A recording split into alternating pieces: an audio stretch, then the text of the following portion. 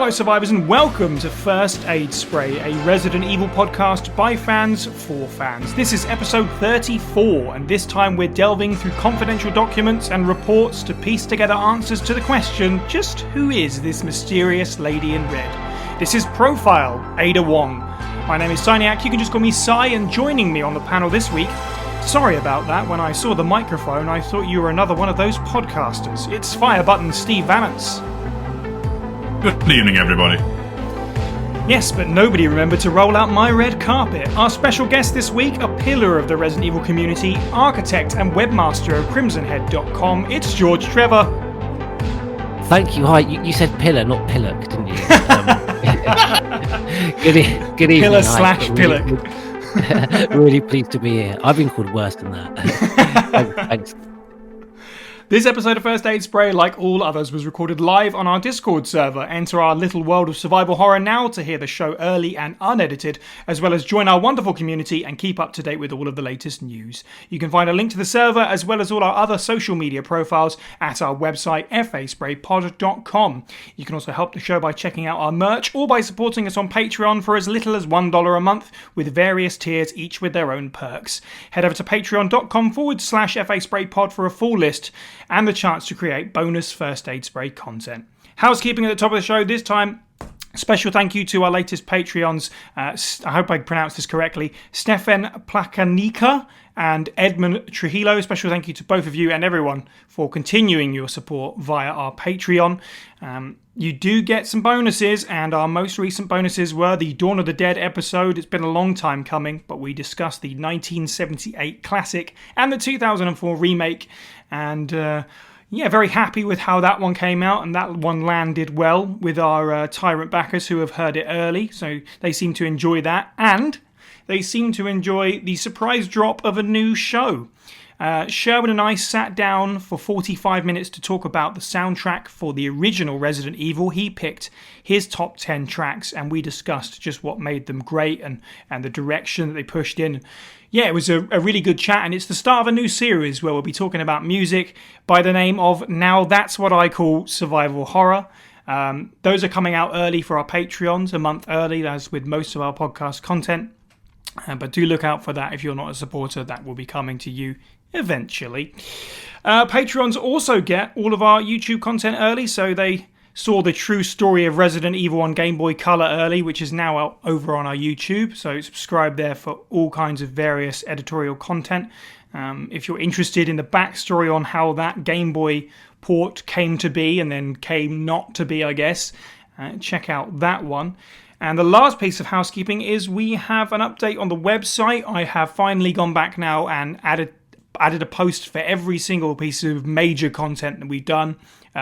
Every podcast episode, every video, every episode of Resident Evil, the beginning, they're all on there and they're all appropriately tagged, which means that there is a new page on the website. If you hit content, you can find all the podcasts organized by season, and certain videos organized into different categories, like lore videos in one place and then more documentary stuff in another place. And also, if you happen to be on a page, say an episode of the show or a video about Resident Evil 3, you'll see in the tags Resident Evil 3, you click that, everything we've done where that's been a major subject comes up. So everything is appropriately tagged, and hopefully it makes the site a joy to navigate and to get through our massive back catalogue of stuff now. So let's circle around to guests. First of all, we've got a couple of important contributors to shout out. This is a profile episode, so as always, we wanted to do something special with the file readings. And as always, our good friend Distant Memories has returned to write some original stuff for Ada Wong. So special thank you to Distant Memories 1996 and to Bryn Curry for reading those. Please look forward to those in the show. Especially like a big thanks this time, because those came together in such short order. I gave them such a harsh deadline, and they both did splendidly. And that brings us appropriately round to our guest panelist, whose podcast I basically ripped the file readings from. Let's be honest.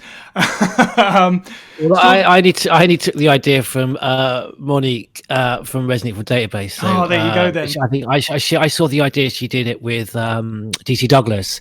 And at the time, I had an interview with Catherine Disher coming up, and I just thought, wow, if I can only get Catherine Disher to read the Jill's diary, you know, that you get if you collect all the files in the right order in RE3.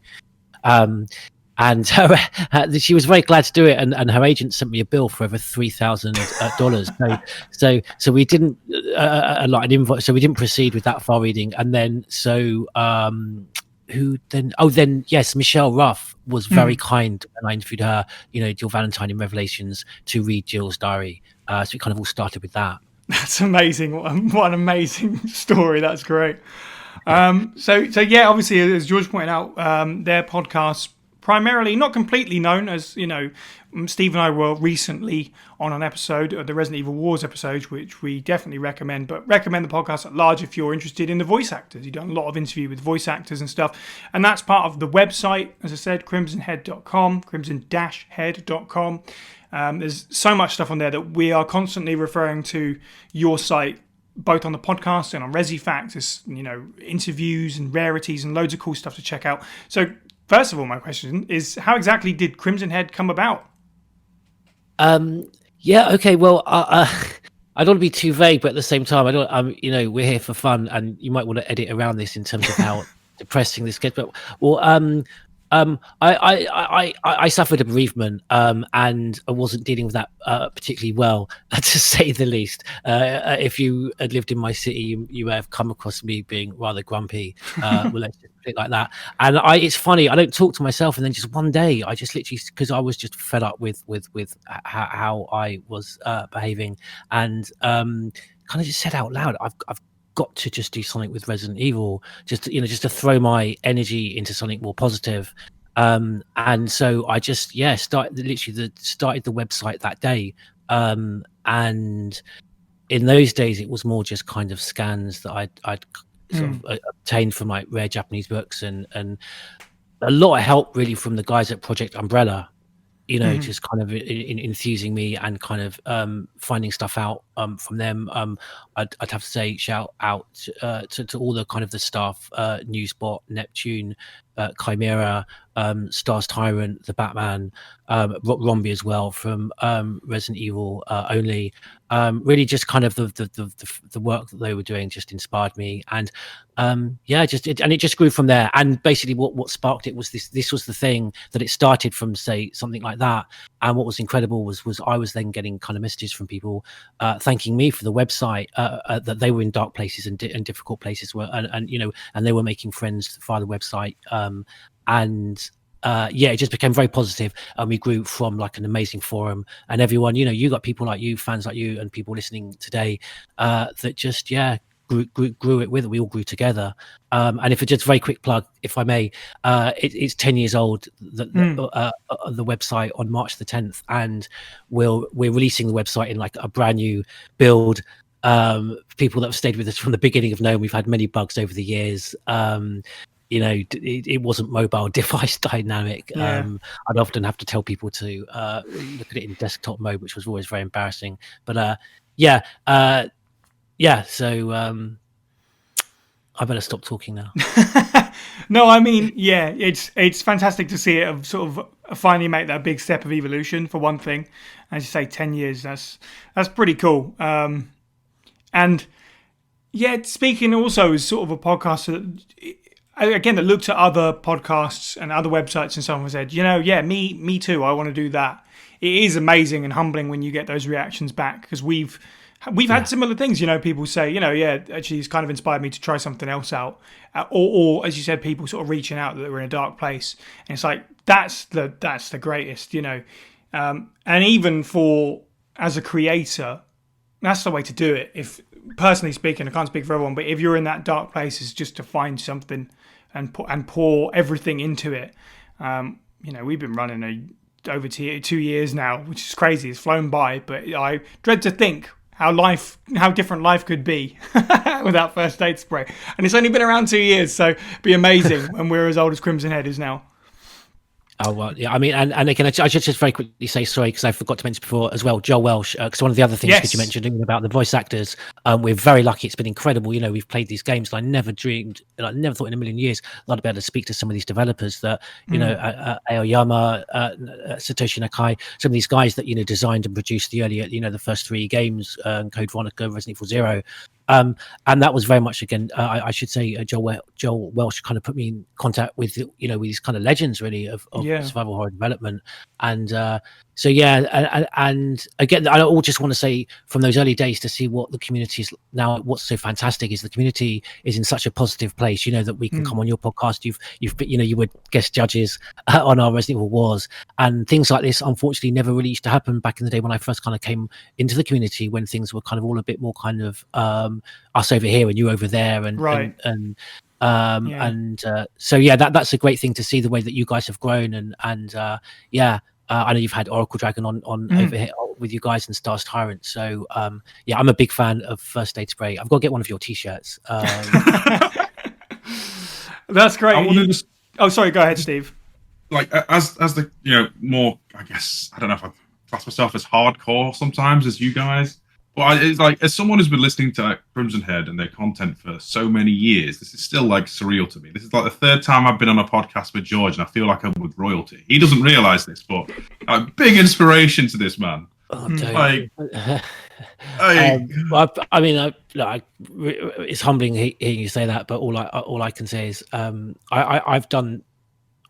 I think I'm quite lucky. I've surrounded myself with good people, BSA Arclay, USS Command, the Oracle Dragon, and new guys that have joined us, Joe White, and you might. I mean, I remember, I think kind of speaking to what you're just saying, Stephen. It's very humbling. People would sort of say to me, "Oh, I can't believe how was it you were able to speak to Joe White?" And like you guys have had first-hand experience of this.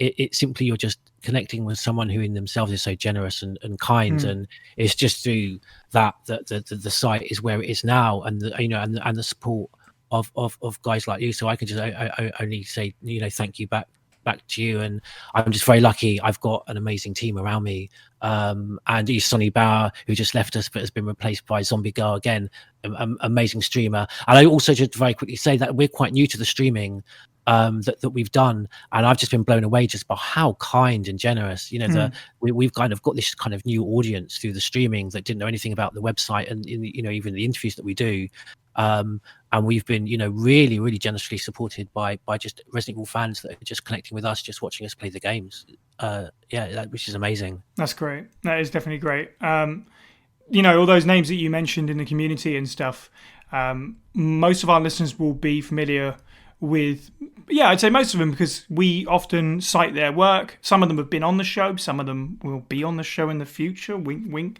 As you said, Welsh as well, he on Twitter now, I had to reach out and just message him and say hello, because admiring his work that's sort of been left on the internet all these years, and the contributions he's made to the community and stuff like that. So it is really wonderful to have this sort of interweaving web now of all these people, and it's very cool, as Steve said, and to some degree surreal to be a part of that. But I'm going to take you back further than 10 years. I want to know, how did you discover Resident Evil? What was your first Resident Evil experience, and what sort of, where did the love bloom, I guess? Well, I was a big N64 guy. I used to kind of just scream and shout about how good it was, all the PlayStation people. Because it's just showing my age. I just loved the sort of 2D brightly colored sprites that you kind of had like the Sega Mega Drive days, and so when you had like these 3D models on PS1 that for me were quite ugly looking, and so I kind of missed out. That's why I was an N64 snob. I think that's the easiest way to put it. And so missed out on all these early games. I didn't know about Resident Evil until it came out on that huge weighty cartridge as Resident Evil 2 on N64. And so I put it in, and I just, my God, so quite inexperienced with that kind of 3D environment. I'd sort of missed out on video games the last couple of years before that. Just blown away. I can remember walking into the RPD for the first time and just looking around me thinking, Jesus, as could we explore this, it was the exploration that got me, and the atmosphere by that music. I'm so pleased you're championing the music. The music just got me as well. So huge curiosity to go back and play the first one where it all started. And around that time, the GameCube had come out, and so actually I played the remake as the second RE game before I'd actually got to play the original. Right, yeah. And obviously, like many people, remake just blew me away. The save room music, just the atmosphere. Again, a lot for me is the atmosphere and the feeling. And I kind of missed out. Just my origins aren't really with being a law guy. I mean, I can remember halfway through the first game, I think seeing Wesker in the Residence and noticing, oh, that's not, and thinking that Wesker and Barry had been the same person for the game. I don't know if that's, and also I listen, maybe I'm being a bit harsh on myself. That must be, we're going back to because it's funny how blurry it looks going back compared to the remaster, because I put in the GameCube version the other day to see what it looked like, on one of those older TVs. And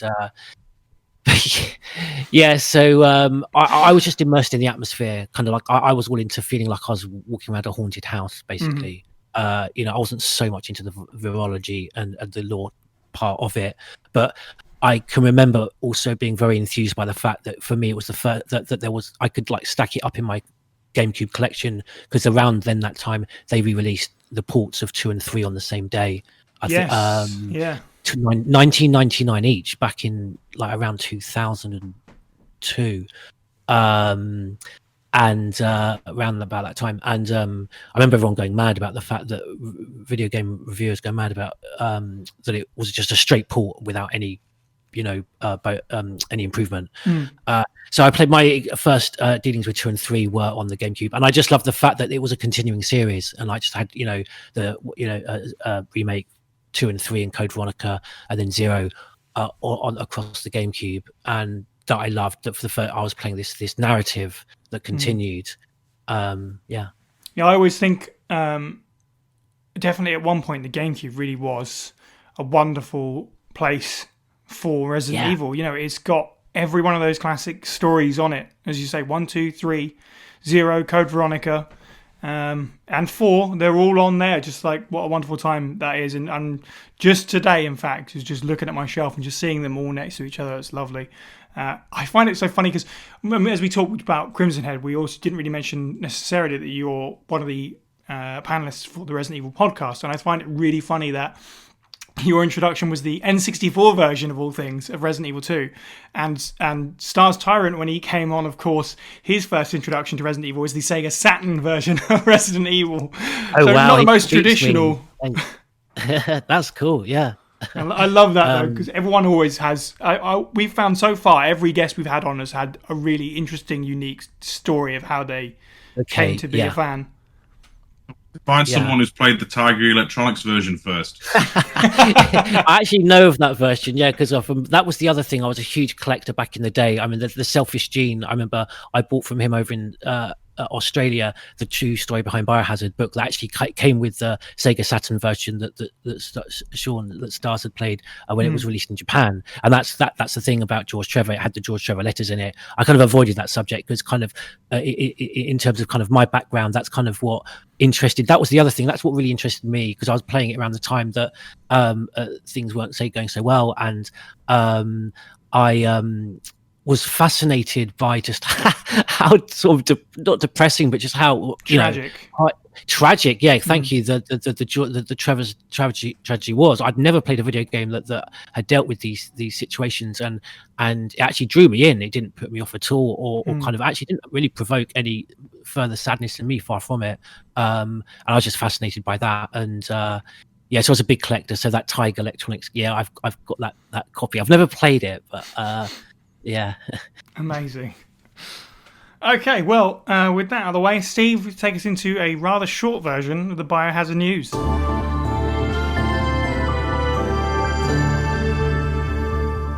Resident Evil 2's 2019 reimagining is now tied for the second best-selling Resident Evil release, with the original Xbox 360 and PS3 versions of Resident Evil 5. Yeah, it's a good time for sales, isn't it? Not too long ago we were talking about how RE7 became the best-selling game of the series, and RE2 is rocketing right up there, because RE5 in that seat, that number one seat for so long, it's slipping now. 7 and 2 both, and you got to think Resident Evil 2's only been out 2 years. Mental. I mean, whether it was a perfect remake or not, Resident Evil 2 is still like a cornerstone game. As the topic of this discussion, the amount of iterations of Resident Evil 2 really across the entire franchise is staggering. So yeah. A polished remake that, like, you know, hits more marks than it misses. I can see that, you know, taking things to the next level in terms of sales, especially during a lockdown when people need stuff to do and they keep hearing about a really cool spooky game. This is true. I think it's a fantastic positive of the current state of Resident Evil and the future when games. I know 7 isn't necessarily everybody's cup of tea, but you know, at least both of these games are more horror focused. And I know, George, this is something you can definitely echo, to see those games rocket up past the likes of the more action heavy stuff, which, you know, have their positives and they have their place, but I think, yeah, for me, these two games, this is the future almost. Yeah, it's interesting because I'll come to the rarity and I'll be saying something positive about Resident Evil 5 in relation to our discussion later on about one of the installments that Ada Wong's in.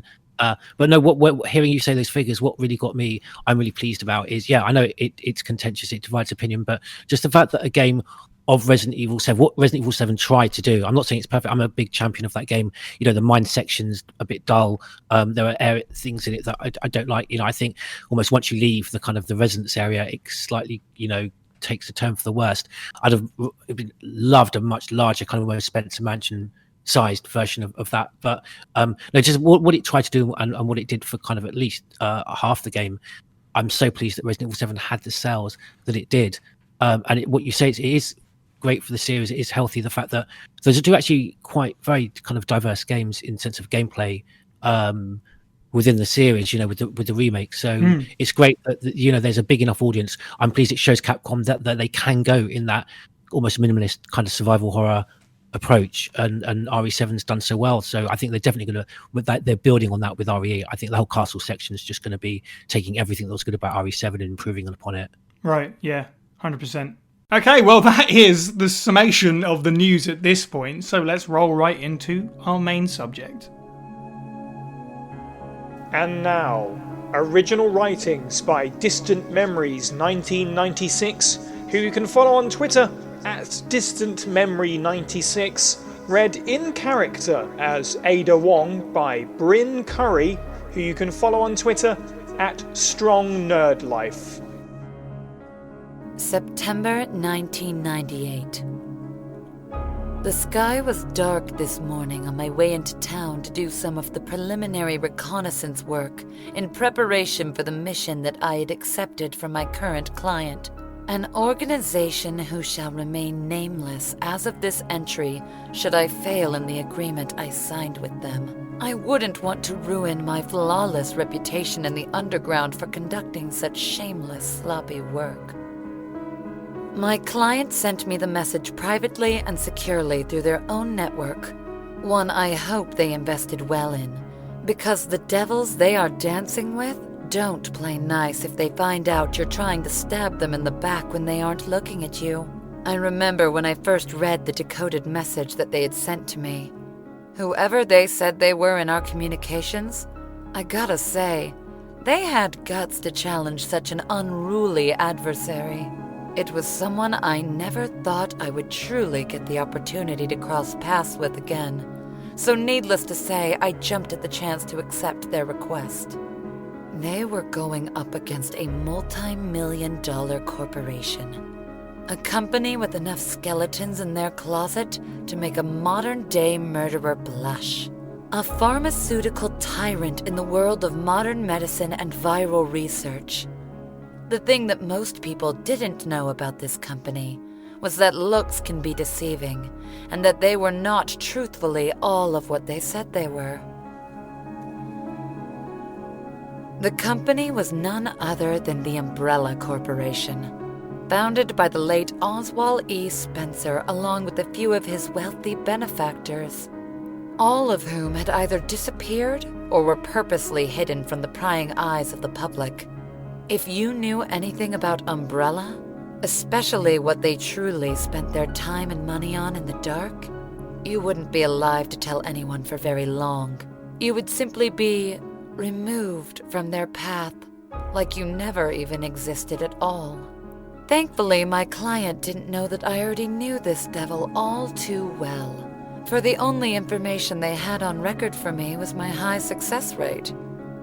It was a seemingly simple snatch and grab of a precious sample of Umbrella's latest biological weapon, currently in development, that, according to their inside information, their researchers called the G-Virus.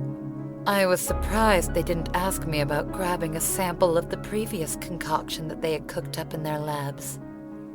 The prized T-Virus that was, as of the last time I saw it, currently in development at a research lab over at their secluded Arclay laboratory, hidden directly beneath one of Spencer's old estates.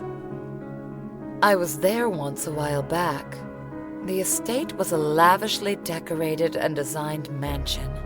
One so grand in its presence alone, it could probably stop your heart at the sheer magnitude of its perfection.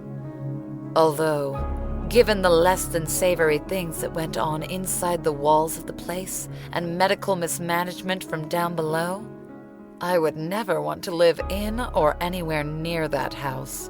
Spencer spared no expense when it came to building that old mansion.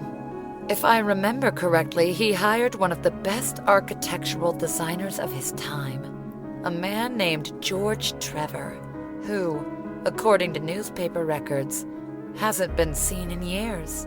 I wouldn't be surprised if Umbrella got to him, knowing how ruthlessly they conduct their business. According to the intel I received from the organization, the G-Virus sample was located somewhere deep down in one of their massive laboratories beneath Raccoon City, a small Midwestern town with the kinds of secrets that don't make the travel brochure. My client made previous arrangements for me when I got into town. I'd say that I could thank them for their efforts, but in truth, I could have booked somewhere much nicer myself than the dump they found in the area. They walled me up in some disgusting motel just outside of the city, a dumpster fire of an establishment that should have been condemned. A dirty, cockroach-infected shack that the owner, Mickey, called simply a day in Raccoon. I didn't dare sleep in the bed. I definitely didn't like the idea of contracting something off of their used sheets, so the couch in front of the small television was where I spent my nights after sightseeing in Raccoon City. The mission on paper seemed to be one of the easiest jobs I'd ever been assigned. Compared to the countless ones before it, this one was clear-cut and to the point. It was all laid out by my client, carefully planned and calculated. From the early scouting to the exact moment of action when it went down, all the way to the final extraction point after the job was successfully completed. I was to meet someone from their organization at one of Raccoon's well-known hotels they called the Apple Inn, so that they could discreetly collect the sample and pay me the money in cash for the job.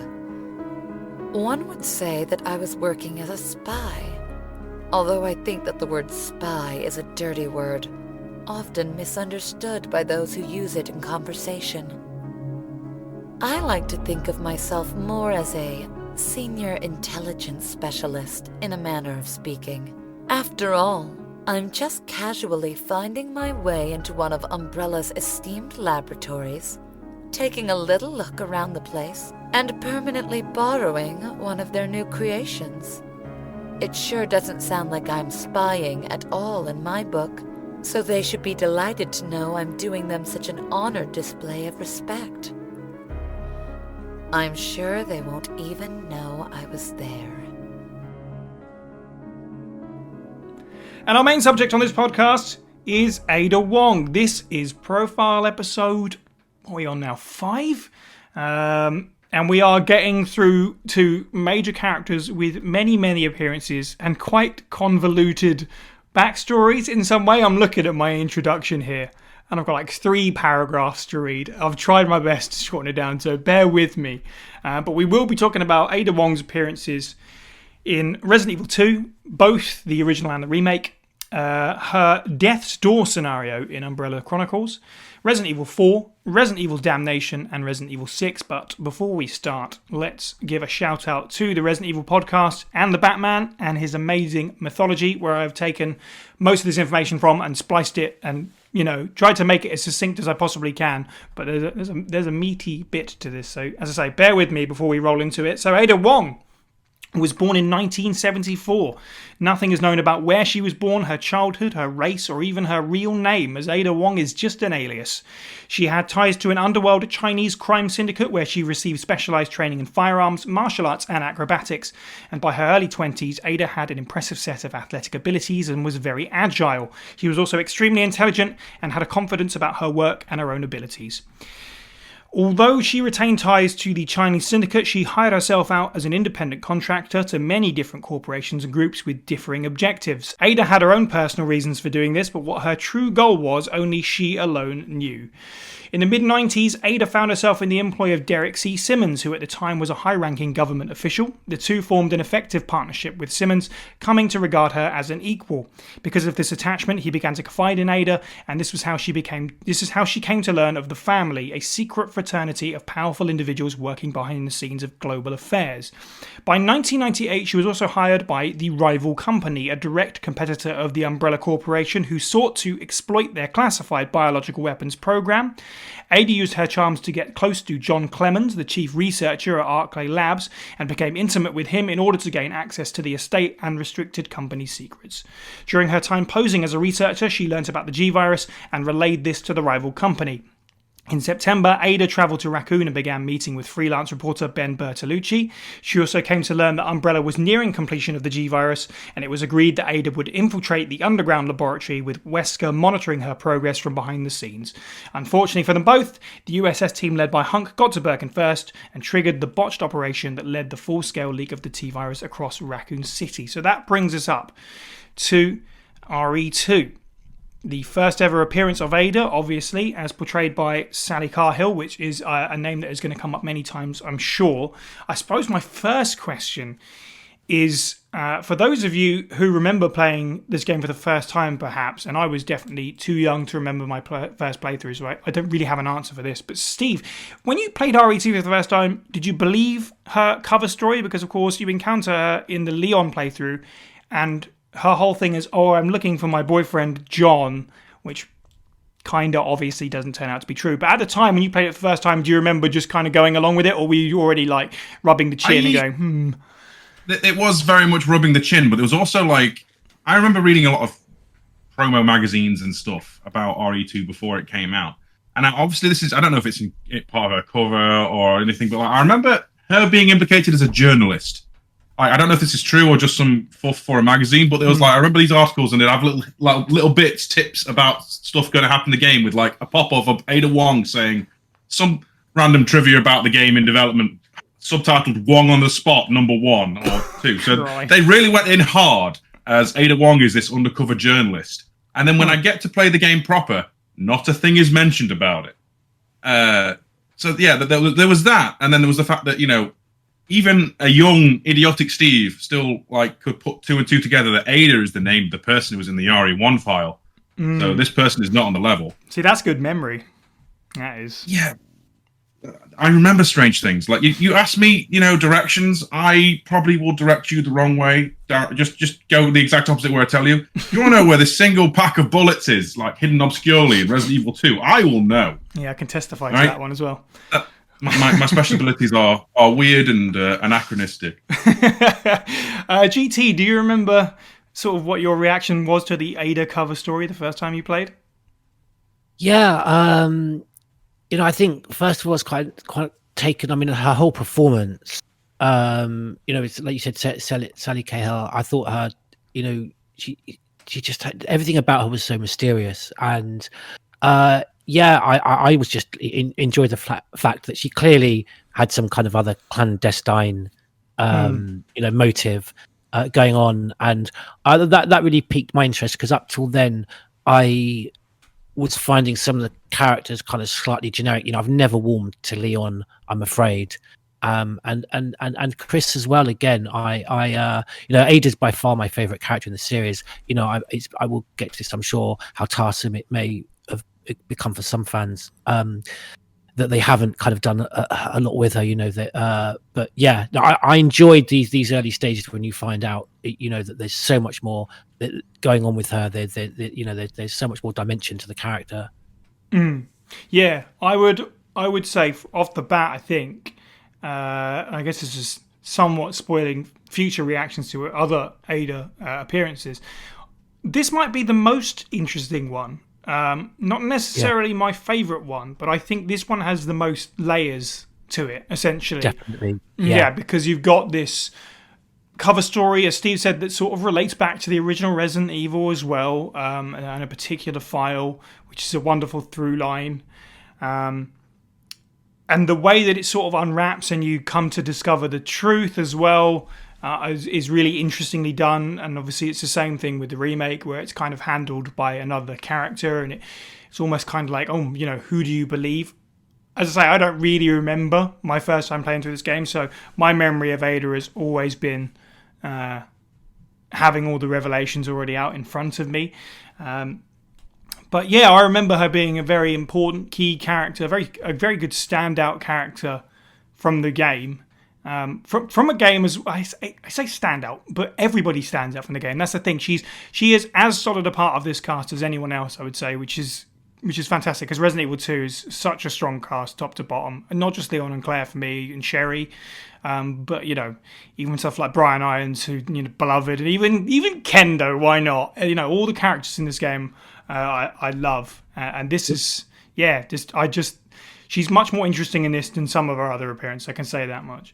Just hearing you now, like you say, the cast of Resident Evil 2, these characters, it's amazing. I mean, Kendo is, when I've been again, lucky to interview some of these actors, and I want to champion their performance. And so during the interviews, I go to put cut scenes of the dialogue, and Gary Crawford, who was Brian Irons and Robert Kendo, when I came to him, I was shocked how little dialogue Robert Kendo has. And you think, and I mean, Dario Rosso.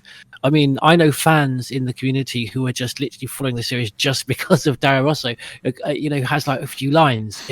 And how many emotions and images now, when I say that name, does it evoke within you guys? The file, I just think that the tragedy that he when he bemoans that no one will know about this great novelist. I'm getting sad. I'm welling up for Dario now, thinking about him. But hardly any lines of it. It's incredible, that cast. And I just want to say, Resident Evil 2 has my favorite Ada Wong moment across the series when Leon. And this might speak to the fact that the limitations of the time, of the graphics, of the polygons, that they had to work with what they had, and maybe moments of gold for me like this wouldn't maybe have happened if they had more technology available to them at the time.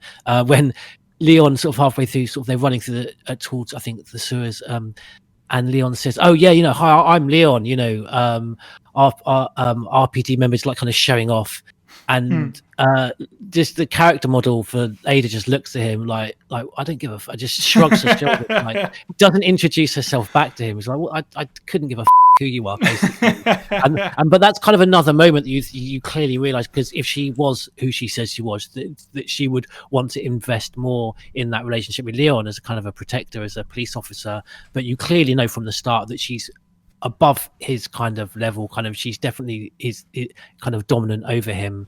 But then what's interesting, well, as you say, the layers, that then she actually shows herself in a very kind of open way. She opens up to him in a way that we clearly, in that, going back to that moment where she shrugs her shoulders at him and just kind of slaps him down like a puppy dog. You get those other moments with them, but yeah, we'll come to that, won't we? Yeah, I can see what you're saying about almost not being enthused by Leon's character. For me, I guess, if he went through the whole game sort of being how he is up before he meets Ada, I could take it or leave it. It's really when he meets Ada and their interactions that his character really comes into its own almost. And because you get this sort of back and forth, he's trying to be heroic. She's not really that interested. Of course, everyone's favorite, right? Ada, wait, and Leon being like, why doesn't anybody listen to that? That might be my favorite Leon line in the game. Is why doesn't anybody listen to me? Just that pairing in that game, they make each other sort of glow. Yes, you reminded me of actually probably my favorite Leon scenes. Yeah, I kind of it's kind of provoke. She provokes the kind of the character moments that are great about Leon, and we'll come to it. That I think that's one of the few things that I actually like about the remake of 2 is I think they did that really well. The way they kind of played on that relationship and showed those scenes. They played, I think Jolene Anderson and Nick Apostolides did a great job together, particularly the emotional scenes that you were just talking about, Sai. Yeah, definitely. Yeah, and obviously Leon is definitely the most important character that she interacts with. So to that end, Steve, what do you think of sort of their relationship in this game?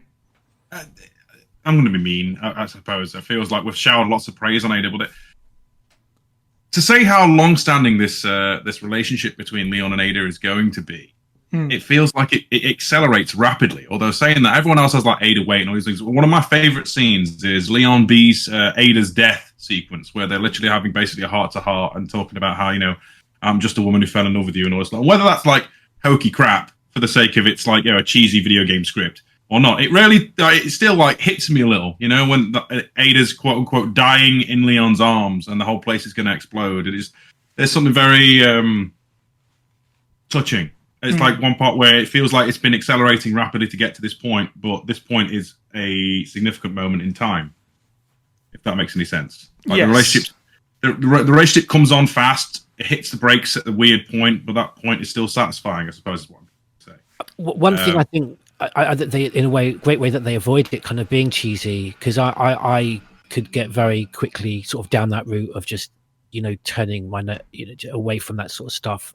It's kind of the layers and the little kind of details again you get these games from that era, because I didn't notice it. The Oracle Dragon pointed out to me that the gun that Ada points at Leon at the end of RE2, if you go to examine it after her sort of supposed deathfall, it's empty. I don't think I ever actually went to check the gun out myself, but just a little thing like that, so you realize, actually the gun wasn't loaded. It's just a little thing, but there's those kind of things build up and build up and build up, and you get just kind of a much more layered and like nuanced performance. Well, just kind of narrative and character to go into that, and those are great moments that maybe done differently would have been a little bit more cheesy. They just aren't. Maybe I'm being a bit uncharitable to it. RE2 is still my favorite Resident Evil game. Like there's no if or buts. So even if I criticize it, it's only from a lens of having walked this path so many times. Yeah. Otherwise, I think Ada is genuinely a little bit hampered by the fact that we're going to get into it probably by the RE6 era, but she defines herself a little bit too much by her interactions with Leon. At least that's the germination of that point right now. And that's why I wanted to get to it, really, because it is played as an important part of her character from here to where we're at now, almost. But it's weird because I said this one's kind of the most human, and that's ignoring the death scenes and stuff like that. Even just sort of looking out for Leon when he gets shot, when he kind of tries to sacrifice himself for her and stuff like that. But it kind of, looking back on it now, it makes you sort of question how much of it's sort of fake humanity, how it's being nice for the sake of a front, because it starts off as these lies about her boyfriend, and they're going to work together sort of because of that, and she's got her own goals, really. Part of me almost wonders, that whole death scene, how genuine is that really? Is she still kind of playing a game there? Maybe she sees Leon as this potential in him to actually fight against sort of bioweaponry that he's gone on to be. Maybe what she's sort of thinking is, if I give him this moment and die in his arms, that's going to fuel this future hero. I'm completely off my rocker with theory here, but I'd say it's something similar. I would have said it's a case of this place is going to blow up very soon, and I may not know this man very well, but he tried to save my life, and I'm kind of attached. And rather than drag him down, I'm going to let him go by, giving him something to fight for. This is why I love her Yeah. character so much. The fact that we're even having to ask that question, you know, that she comes with that is, I think, is great. And no, I mean, she's quite on the level at the end when she, you know, makes it clear, you know, that's why I told you, you know, to go. I think, and you know, they are, like you say, they're quite short interactions. So in the short space of time they're together, but they have these really impactful experiences. I think, you know, any two human beings, you know, in a normal situation, but you know, place them in, like, you know, a zombie apocalypse, I think they kind of even become more heightened, those emotional moments. So I think she was sincere and genuine at the end. When I think about the, you know, the sort of the, you know, how you know, when Leon gets shot, and again, I think, you know, she was, you know, this cold professional, and the fact she even falters at the end when she's pointing a gun at Leon, I think again is another sign of, you know, her sincerity. Yeah, I would agree. It's just a wild theory, to be honest. I think you're right, because there's some stuff, and we'll get to, that certainly touches on the idea that it's genuine. Otherwise, we wouldn't really see this pairing just keep cropping up, for one thing. But this is definitely the one where it feels the most genuine. Speaking of death, so we all in agreement that the Leon B death makes the most sense, right? There's no, like, the Leon A death where you just fall into the endless pit. I always Death thought, established. She hasn't got the grapple gun until, like, exactly, yeah. See, so I think that was an argument at the time when it came out, where it was, you know, that's an extra tick in the column of Leon B as the canon entry, obviously, until we got to RE. Was it 6 that made it confusing? Either way, I know that, you know, there was a long debate, and I remember playing it at the time and looking at the two deaths and being like, one of these is a bit, yeah, it's a bit extreme. Like, to the bottom of that pit, it could lead to like a water sluice or something, but I'm sure the impact of that height would still, like, you know, turn Ada into a pancake. Yeah. The epilogue file shows there's like an injury, isn't there, on her hip? I think on her side. Yeah. Looking, and I think, I can't recall. Is she is she kind of thrown into the when she said, is the impact like on her side? Could you know? Yeah, I think she hits it. I think it's mostly sort of her back. She gets thrown back first into it. So, but still, arguably, that could make sense. Right, in Death's Door, her character model is more consistently messed up and damaged with relation to being thrown into a console than just falling off a cliff from a shoulder shot. Not to again beat the, you know, Leon B horse, but, you know, Lady got smashed into a computer. I loved that, because actually, sort of cramming in revision for today, and one of the things that I noticed, because I loved Umbrella Chronicles, but hadn't played it for quite some time, is it's great that she really is the character model, you know, the bandages and bloodied bandages all over her body, so, and I kind of like that, you know. I think the red dress is iconic and it's great, but it gets a bit sort of, you know, camp and almost Z Nation-esque when you're expected to believe that, you know, in RE4 and not so much in the remake of 2 that she's running around, you know. Actually, you see her injured quite badly in the remake of 2, but we'll come on to what they did with her in RE4. So let's talk about performance a little bit before we hop to the 2019 version. As I say, it's Sally Cahill, who, I mean, cards on the table. She is my favourite voice actress of the lot. I would imagine, I am fairly optimistic that's a generally held opinion, and that isn't to put anybody down, and we'll definitely get to the others. Just every ounce of the right, I don't know what it is, just everything that you need Ada to be, she pulled off. Sort of the suaveness, the almost kind of sexiness, if you like, the mysteriousness. She has her badass moments when she's kind of like arguing and fighting with Annette and stuff like that. Just a fantastic range, and everything that the character should have been. I think the dialogue is written really well for her, but it's the performance that brings it over the edge. Yeah, her voice is amazing. Like you say, it just you know, certain voices match certain characters. You know, I knew before I even saw a picture of Steve, I knew he had a wonderful beard, you know, just from that voice. And with Sally, one thing I just recall in an interview, she said that if she's that that sort of the imposing kind of, she kind of softens it almost with, and she said she wasn't scared in coming forward in sort of adding that kind of sort of sexual element to it, but in kind of an independently kind of strong way. Yeah. If she wants someone to get out of her way in a queue, she kind of puts on her Ada voice. It's like, excuse me, can you get out of the way? And she says it in her best Ada kind of almost slightly intimidating way.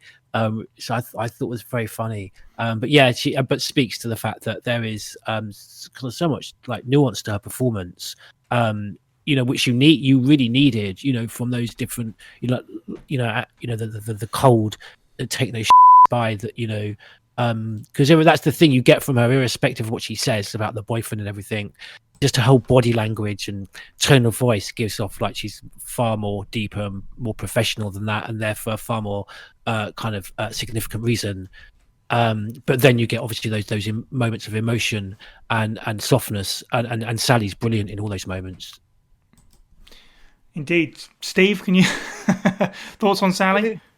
You see, that's the thing. I think every Ada actress is in their own way special, but Sally, there is no. It's like comparing Optimus Prime to any lesser Transformer. It's not happening. Sally is Ada. Everyone else is someone who's okay or acceptable as Ada. Like there's a reason why Sally got cast as like Ada's English voice in the Abomination Anderson films. Yeah, I was going to bring that up as well. Yeah. Oh yes, of course. Yeah. She's the only actor from the games to reprise a role in the film. Admittedly, just the voice, but yeah. She was sorry. I was going to say, Sally has reprised her role in at least, just top of my head, RE2, RE4, Umbrella Chronicles, Operation Raccoon City, Dark Side Chronicles. That's a strong batch right there. I'm just going to quickly fact check that one. Go for it. Well, I'm pretty sure from my retread of all these things. I don't think it's her in Umbrella Chronicles. No, is it Courtney Taylor? No, nope. It's not her. That's what's so frustrating. What I have is Megan Hollinshead. Okay. So I take that back. Yeah. The point still stands. She still reprised the role more than anyone else. Right. Absolutely, yeah. It's weird. You could hear her voice in silhouette, not knowing who it is, and you'd immediately click and go, "That's Ada." Yeah. Everyone else, there's other things that muddy those waters a little bit. Well, at she least was for me, I'm going to say, for example, Courtney Taylor is the voice of Jack in the Mass Effect games, and I always get that a bit muddled up for me. Yeah, fair enough. That makes sense. There was a point I was making, but basically, yes, Sally is that there is no contest really. Go ahead, George. I think you're going to say something. I'm just going to say she was very kind, because you mentioned about the film. I totally forgot about the film, and she had mentioned actually when I spoke to her about that, she said that I think it's Li Bing was the name of the actress that had been cast. Yeah. She really made a point of stressing that how fantastic that actually Li Bing's performance was, but that it had to do with her accent being too strong, and that these kind of maybe slightly spineless producers were worried that a slightly strong sounding Asian accent would like throw American or European audiences wouldn't be able to quite understand.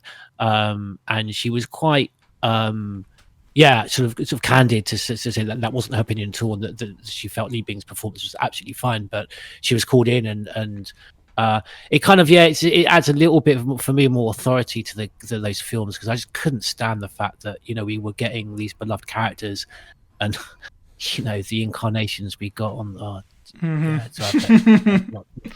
good. Yeah, let's move fastly away from that territory before we all want to just call it a day. Any more notes on classic RE2 before we move to the remake? Cool, fantastic. So, the 2019 version will jump from the original to the most recent portrayal. As already mentioned, Jolene Anderson played Ada Wong in this incarnation. It's the same story again, except kind of not. Like, even I remember before we even got the game, the first screens and stuff with Ada in it, people freaked out because obviously stuff was changing, and we now know her backstory, or rather her cover story has changed. But she was got a bit of a different look, and people were like, they're getting rid of the red dress, and they threw their arms up in the air and all that. No, she's just got sunglasses and a coat because she's Inspector Gadget, I guess. I don't like. What an amaze! Does anyone remember that? No, but does anyone remember the reaction to that? Like, just pop back in my head. Political correctness gone mad, I believe was the. Well, of course, yeah, exactly. That. I never liked Inspector Gadget, by the way. Is that why you didn't like the music? Annoyed me. That theme tune annoyed me, and I didn't like the animation of it. I'm not here to critique that, am I? No, that's right. Yeah, no, it was very unsubtle. Yeah, we had this very subtle, nuanced, portrayal in the original. And my God, with all the technology around them, could they not have just? What a fantastic context to put that into, which they just, I think, failed. Unfortunately, loved Jolene Anderson's performance, particularly, in those more emotional moments. I think her and Nick were fantastic, but yeah, it's not Jolene's fault. She has the audacity to not be Sally Cahill. She speaks highly. These things have to move on. We loved Sally Cahill. It doesn't speak to Jolene's performance. It just speaks to our love of Sally's performance. And because I love these characters, I kind of do, romantically want to see the same voice actors as they do so more in Japan, much more in Japan, repeatedly. Whereas here, it's just a flip of a coin in terms of where the production company is, but I would have liked to have seen Sally continue. That Macintosh business was ridiculous because it just completely killed the whole subtlety of, we obviously we knew that she was there for clandestine purposes, but retell the story. There were many people coming into the narrative for the first time, and that was big missed opportunity with there. Right, yeah. Wasn't it like a 1.5 callback to a degree? Wasn't one of her outfits going to be that big coat? I know she obviously was at one point Linda with the white lab coat, but I've heard people say that. I've never actually double checked that one myself, but it could well be, considering the number as sort of callbacks to 1.5 concepts and stuff in the game. But she basically walks in with a massive sign on her head saying, "I am a spy." Yeah, I'm exactly. Dodge youth. It's ironic though now because everyone was kicking off about, shall we say, Ada's outfit being a bit, I don't know what the right word would be, not very sexy. Right. And then when the coat comes off, she's arguably wearing a lot more, I want to say, uptown, clubby, classy, sexy dress compared to her original incarnation as well. So, joke on that one, you people who complain on the internet. Yeah, that'll show them. Yeah, that got him. So it's a weird change. I guess it works better if she turned up and said, "I'm looking for my boyfriend wearing that." That would be an even bigger red flag. I guess maybe if you're an FBI undercover agent in some universe, sure, you're going to dress up like a cartoon character. But it's very X-Files. It's very X-Files. Yeah. Yeah. In terms of the cover story change. I'd like to hear people's opinions on that one. I'm still sort of undecided on what I actually prefer because nostalgia and everything, and as we said, the through line to the original game, I loved the idea that she's using this previous experience with her, using this guy to get information. In her mind, she sees this person, she thinks, oh crap, someone else, let's come up with something immediately out of her mind. Oh, I'm looking for my boyfriend John, boom, just go from there. But in this one, it's almost like she sees the police uniform. This guy who's in trouble as well. He's getting attacked by zombie dogs. So he's not overly capable, at least not compared to her. Maybe he'll fall in line and I can use him to sort of pursue my own goals in this evening. He'll probably respond if I say I'm FBI.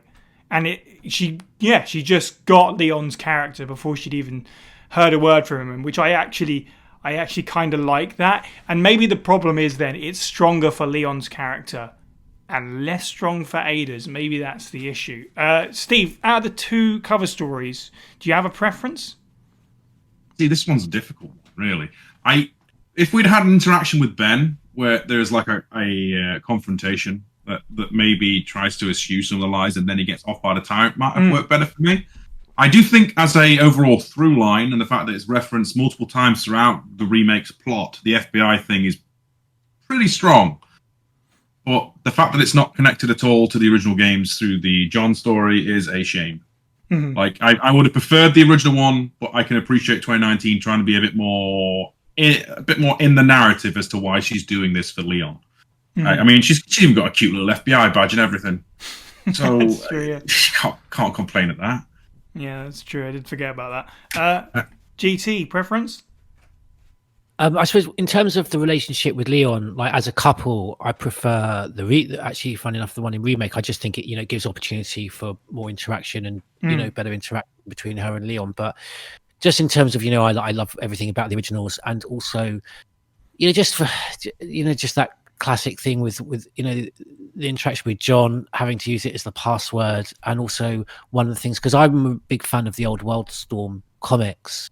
And you've got one of the early editions, you see Jill entering the room where John is writing his I think it might be John writing to Ada, but I just like, again, I like the fact that there are many layers to the narrative that you can see retold in different ways, and so you've got that in the comic as well. So I just kind of hanker back to the original. But yeah, I think you're right to point out that size that kind of it does add more to the kind of the canon narrative what you get in the remake. And as you said, the dialogue that those two have, a lot of it is almost about that relationship, because Leon's excited in a way to like, we can report them for all they've done and stuff. So it lended something new. Ada's name is slightly less significant in the original remake as well, isn't it? It's no longer I don't think it's like much of a password, or is it? Or is it she's still the password, but Cell and Mole? That's the one where it changes, I think. Yeah. There won't be much of a through line anyway. Well, it's a word of a file, isn't it? Yeah. Yeah. I mean, don't get me wrong, this is the Resident Evil community, so if there's a single file somewhere, someone will have written a document fully going into and analysing every single bit of it, and power to them. Yep. But same token, the FBI core story works. It does work, yeah. So, I guess her personality in this one... I don't know, in a rewatch, I felt like she was less arrogant in this one. Which now thinking about it seems like an odd word to use. I don't know, how do people feel about the version of her personality in this version of events? George, let's start with you.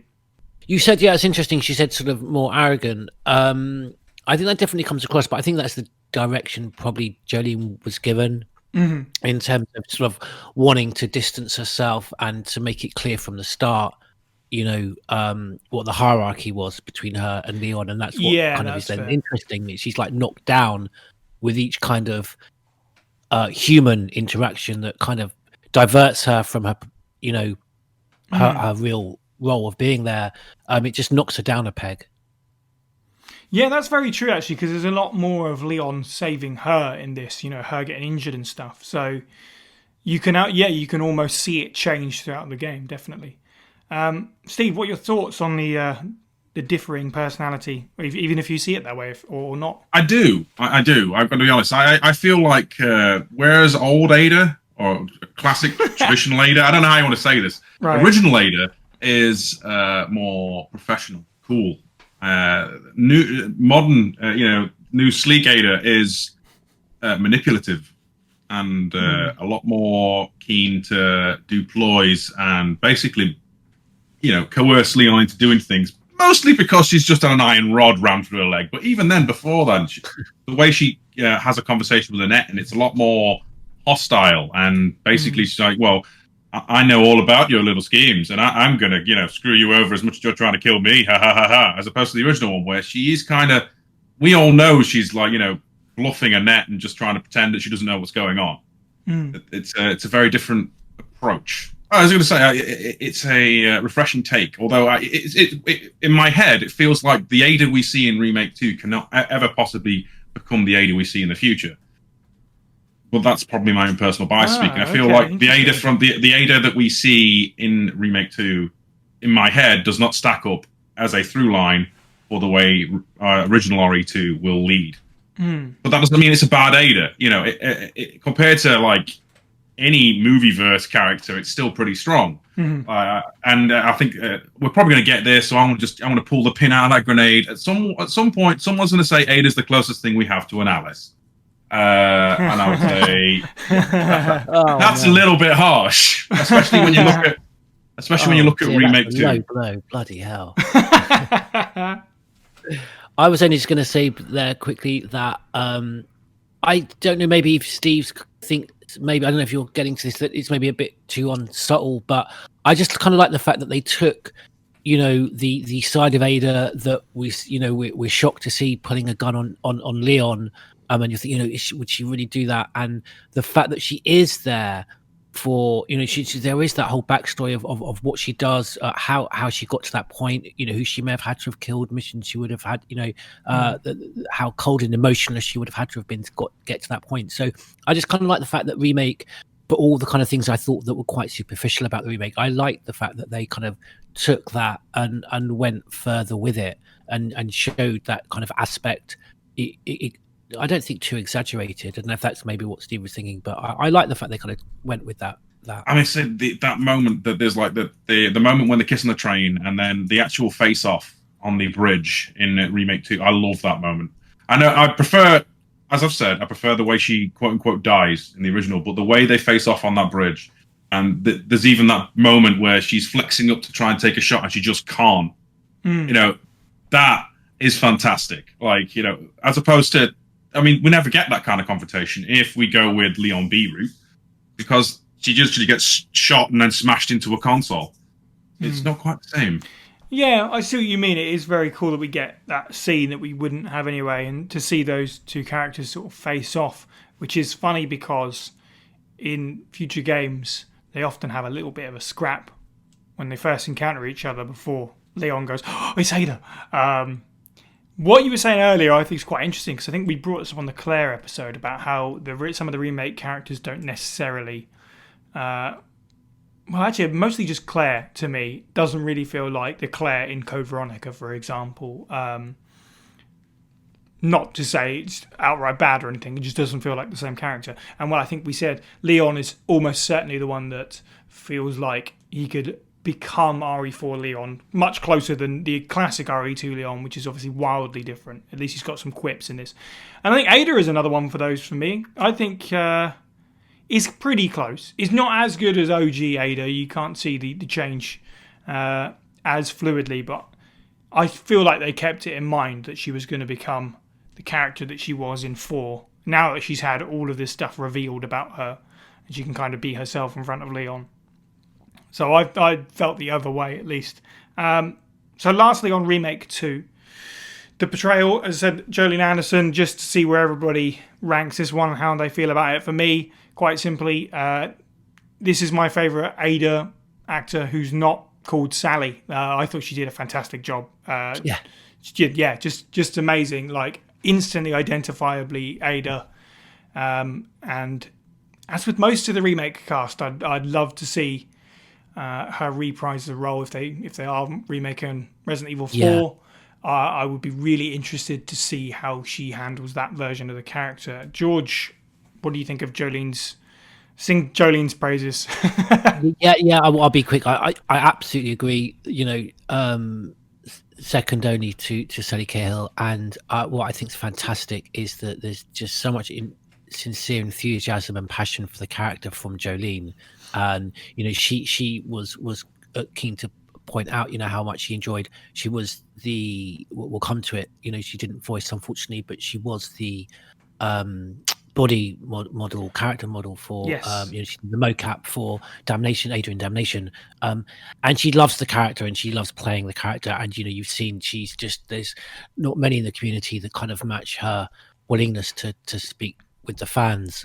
I've got to be careful that we don't take advantage. She's so she's done a stream with us in an interview and twice now actually, and she's just so kind and lovely. And I've seen her on Residents of Evil, doing streams and other places. So it's great that we can have this connection with them. And so not just saying it for that reason, but I think it's great that when the actor themselves has the same kind of love for and passion for the character that we, the fans, do. And I think it was a great performance. Excellent. And Steve, where does this rank for you? I'd agree. Like, as much as I'm going to be touting Sally Cahill's praises, Jolene, fantastic job. Mm-hmm. Like, not to, diminish Courtney's Ada as well, but if we were going to if we can't have Sally, Jolene is perfect. Yeah, fantastic. Okay, so we've got one last Raccoon City appearance. It's a rather brief one. In fact, I almost completely glazed over this and thought, we should probably at least mention this as we did it with Rebecca's sort of side story in Umbrella Chronicles. What, my favourite Umbrella Chronicles level? Of course we're going to mention it, Si. Okay, excellent. So yeah, Death's Door, which tells the story of Ada escaping Raccoon City before the bomb hits. I don't have a whole lot to say about this one. I do think it does have one of Ada's most kick-ass moments, personally, escaping a city doomed to explode, whilst, as we said, wrapped in bandages that she magically got from somewhere, getting the grappling hook out. The ending in particular is pretty cool, and she does take on a tyrant, which is kind of nice.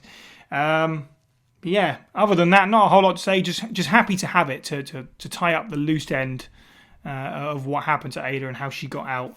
And add in a few more lore sprinkles about her contact in the Apple Inn. But Steve, go on then. You can go first. Okay. How do you feel about Death's Door? Obviously, I'm a stinky Brit, so I never played Outbreak with friends online, but I do know about Apple Inn and the locations they're in. And obviously, we all wanted to know about Ada and what happened to her. But the fact that this was a complete surprise when I unlocked the scenario in Umbrella Chronicles was like, oh my gosh, we could get something new. Because I'm pretty sure it's one of the first new things besides like the Nightmare scenarios for Rebecca you get. Unless the Wesker stuff comes first. But either way, big deal for me. Like finding out how Ada gets out. And then to realize that it's literally like recycled Outbreak stuff, as in it's literally like the sewer that leads out from the big tanker explosion in the Outbreak scenario, and at least Apple Inn. This is cool to see. It's very cool for my mind to see. I know this is not narrative stuff, sorry guys, but there's a reason I like this scenario. I get to see all these cool things, and there's even a nice little through line to the final scenario of File 2's boss. That tyrant that Ada has to fight is also been sucked up by Nyx at one point, which is a bioweapon in Outbreak. Which is, it's just cool that this is like, oh my god, they literally did the homework and slapped it together, and it just works. It's sorry, wonderful. Todd Howard meme goes here. But it's just a satisfying little challenge. Aside from the location point, the actual narrative's kind of cool as well. It shows that Wesker's been on the comm the entire time, which was only hinted at, or like vague audio dramas and files that we don't tend to see over in the West. Mm-hmm. So Absolutely. seeing that in a solidified state is really cool, and the origin of the Dea Ex Machina that is the grapple gun. Indeed. Like, it's ridiculous, but it's now part of her character, and we actually see her get it. And as Sai says, we get the really cool, cute scene where Ada loses the shoe to a hunter as she escapes. Yeah, exactly. Yeah, do you know, as I said, Umbrella Chronicles, they as you put it, they did their homework. It really is a wonderful little love letter of like, here are a bunch of questions you guys had. We're going to turn them into just one-off scenarios. It's great, and this is just one of them. And just, spoilers for when we get to that podcast, but, we're all going to like praises, and then we get to the RE3 bit, and we all just like sit down, the Picard face palm. Right, you're bringing up the movies. You're bringing up Umbrella Chronicles RE3. You're all right. You need to lie down. No, you lie down. GT, how did you feel about Death's Door and Ada's starring role? Yeah, I've got huge affection for Umbrella Chronicles. It's weird, for someone that could bang on all day about how they don't like Resident Evil 5, it's not what they want in a Resident Evil game, the Call of Duty, basically with the zombie skin. When Umbrella Chronicles came out, maybe because it's on rails and it's almost just got a way of like clubbing me to, this is an action game, deal with it. And I just love it. And I think it's because it's so charming. And some of the things that you guys just listening to you talking about Umbrella Chronicles reminded me of the charm of this game. And, it was something new for the first time. I love the fact that, just the fact that they did, put Ada in bandages, kind of was like a callback for me for when, the Resident Evil 1.5 build, where kind of I think the characters Elsa, you would see their uniforms kind of get damaged as you progress through the RPD. Yeah. I so other couple of things that sort of you mentioned actually that I really liked. I'm trying to think back now, but I just love the artwork that you get at the beginning as you come into this scenario. And yes, Yeah, it's for somebody who does take the series too seriously and kind of doesn't like it when they go for over the top unrealistic action. I love the hook shot. It's just part of her character, and it gets her out of situations in a very cool way, and that's part of the charm of Ada, that she is kind of has that James Bond coolness to her. He gets flashy cars, she gets a grapple gun. Yeah, as long as they play careful with the balance and not overdoing it, because you've got to put some charm into these situations. And so yeah, I've got no complaints. I love the fact that we saw her, and I think it's a good rendition. And the character model, because again, I'll come on to some of the installments where I can't stand the character model for Ada, but I'm quite happy with the one in that one. It's fine. Yeah. Isn't it good just look. the RE4? It's the RE4 mercenaries outfit, like obviously tweaked with bandages and wounds, right? Am I right? I think so. Yeah. And finally, just to tie this one up, I guess to talk about the portrayal, as I said, Megan Holland's Head. I think this is the only time. I'm just going to double check. I'm pretty sure it's the only time she played Ada. Interesting choice. I suppose the series was kind of in a weird transitional moment at this time, because Gunpowder Chronicles come out after 4. It did, didn't it? Yeah, it must. Of course, it did. It's on the Wii, not the GameCube. Duh. Yes, so right, this was sort of between Sally and Courtney. She does. There's before 5 as well. Yes, but yeah, she does a decent job. Good for her. To be the first person to play that character who's not the original actor, did a decent job. There's not a whole lot for her to do. It's quite short. I think it's the only one of these extra unlockable scenarios that's only literally one level, if you like, or the rest of them are in parts and stuff. Decent job, Steve. Good enough to convince me it was Sally. So I'll take that. Point, right? So true. And George, any thoughts on Megan's performance? Well, it's interesting what Steve says, because I'm wondering if they did ask her to voice match. Very often they will specifically not want them to do so. I mean, Joe White talks about how he was asked to voice match Chris from the original game. That's kind of how he got the gig. He did such a good job in doing that. But yeah, I'm trying to think back, because I haven't played Umbrella Chronicles for a while. I was looking at some cutscenes earlier, and I think it's not bad. I would have to say, I'm not overly a fan of kind of and again, it's not to the actor's performance. You don't know what they're directed by the voice director, but I do prefer this performance over the one that we get in Resident Evil 6. Spain, 2004. The more things change, the more they stay the same. At least that's how I perceive them to be going as of this current moment in time. The events that took place those 6 years ago in a small Midwestern town in America named Raccoon City that was ravaged by a deadly virus caused by the now defunct pharmaceutical entity known as the Umbrella Corporation seems like a bitter memory the more that I think about it. Now that the United States government and its associated powers have most indefinitely thrown the judicial book at them, the likes of them won't be seen anymore in the world. Open and shut case on their entire existence. The world seems to have moved on from the horrors caused by their devious business practices and haphazardly caused biohazards that took the lives of countless people. It's almost as if none of that ever happened. Like Raccoon City itself, wiped off of the face of the earth. No one seems to talk about the small town, or the people who were victims of Umbrella's crooked hands of corruption.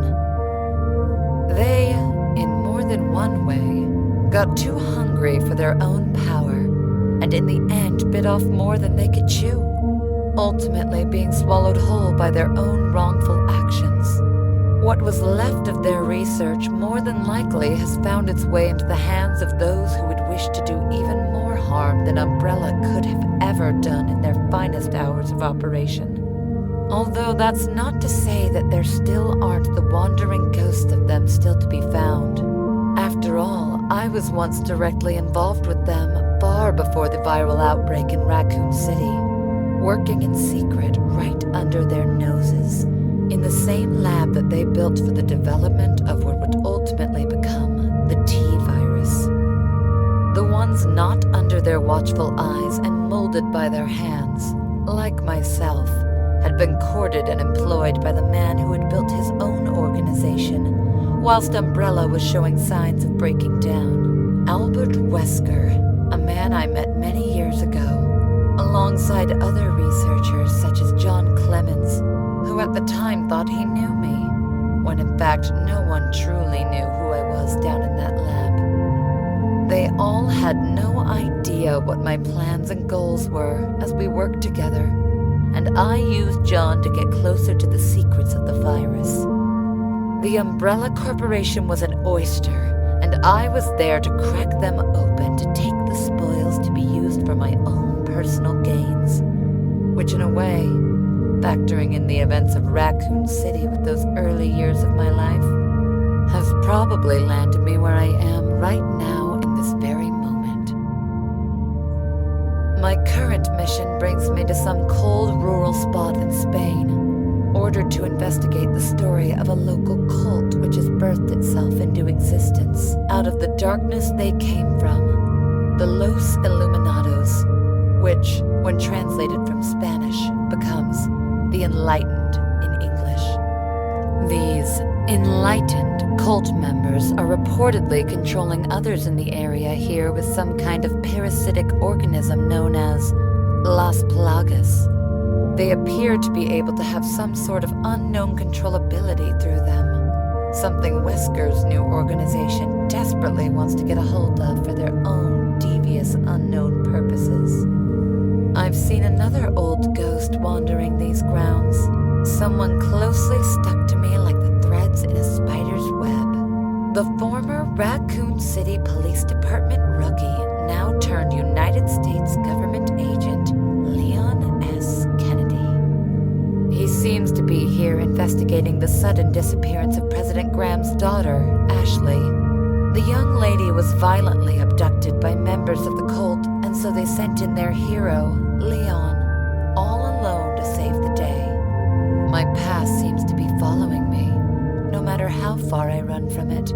But unlike Wesker, whom I could care less about, Leon, on the other hand, presents possible problems for my mission.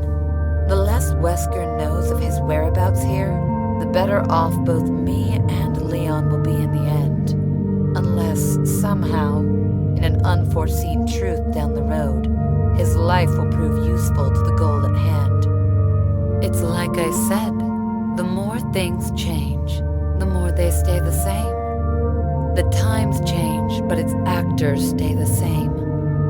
Only their actions differ in the end, by the time the curtains come to a final close. Alright, so next up is Resident Evil 4. So we're jumping from Raccoon City many years later to Spain. So again, special thank you to the Batman and his mythology for the next 4 paragraphs that I have to read to fill in that gap. But bear with me because it is kind of essential. We'll get there.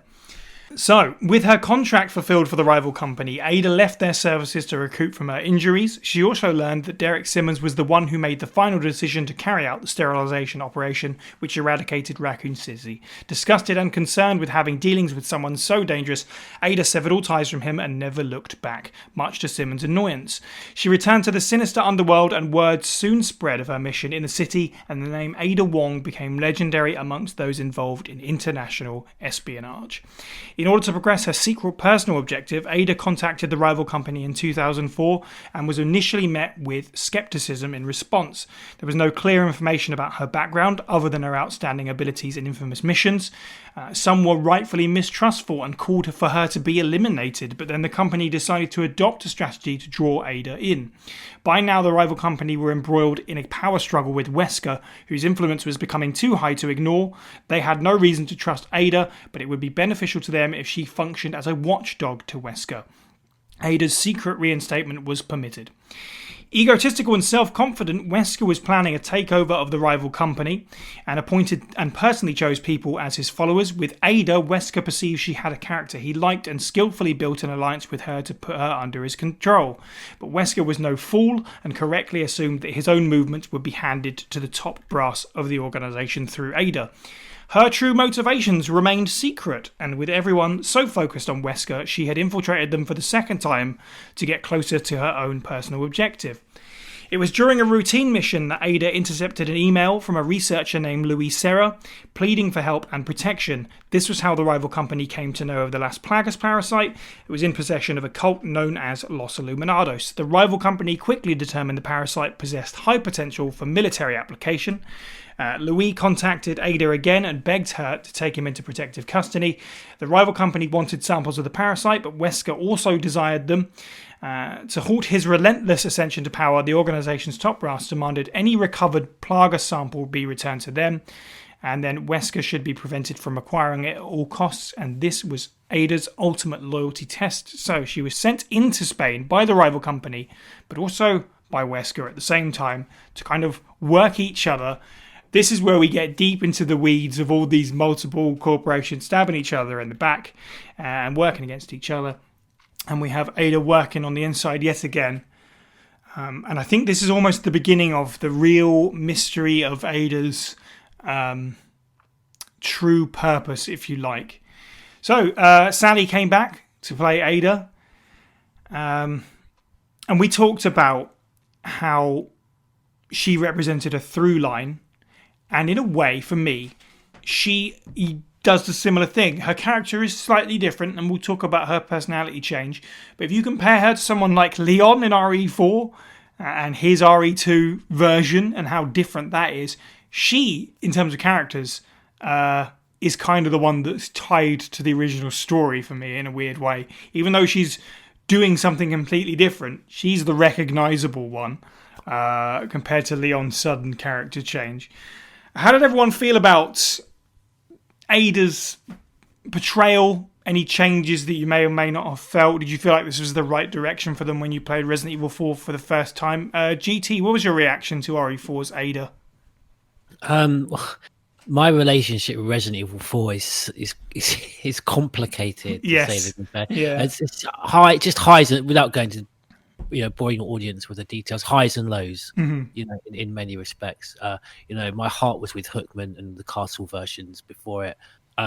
But so actually, having said that, really pleased that we were getting, because that was some character that wasn't part of the Hookman and the Castle narrative, that we're getting Ada Wong again. So pleased that they're getting that character back. So pleased reprised role by Sally. And obviously, we with hindsight, we weren't aware of the narrative that was placed over this by Resident Evil 6, which I Absolutely, cannot stand. yes. I hate. So obviously we're looking at it at a perspective of, again, in the shadows, is she an antagonist? Is she a protagonist? And I know that's been one of the huge disappointments for many fans of Ada like myself, that Capcom never tied that story to a satisfactory end. I'm okay with 4.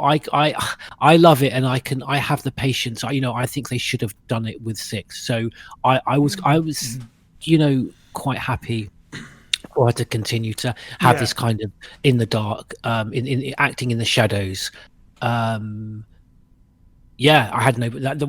Probably a highlight for me actually is Ada and Separate Ways in 4. Yeah, I would agree with that. I'm of the same opinion about pretty much all of that. I think that following on RE2, where you sort of learn near the end that there's more to this character after the sort of front that she's had up, I wasn't necessarily frustrated about a lack of answers. This is really when we get to see her inner element being mysterious.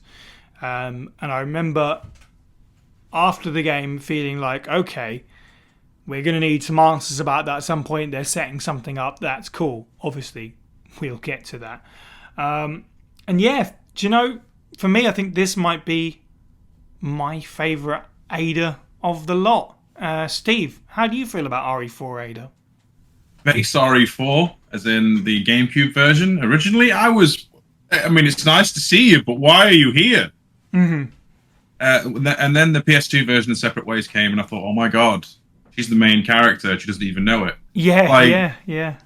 And I can't fault it. Like, there is Ada's personality, the way she carries herself, the fact that she's like on some weird spectrum of good to bad in the Resident Evil universe. She seems to be veering more on the side of good while doing dodgy things now. Like, I know she's getting a sample for #bad people, but she's also screwing over Wesker while still trying to save both Ashley and Leon when she doesn't need to.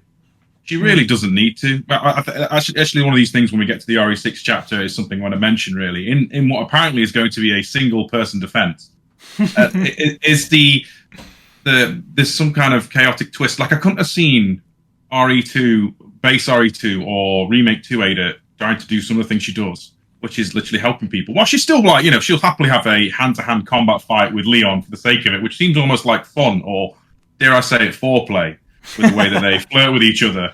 There's nothing to complain about, really. She's fun, and I like it. It's just a case of, in base GameCube version, she's just kind of there, and you don't really know why, which is, I guess, her character, but it felt a little bit off. And then Separate Ways fills in all those gaps while being a fun time. And you even take out a battlecruiser single-handedly in a red dress. It's fun.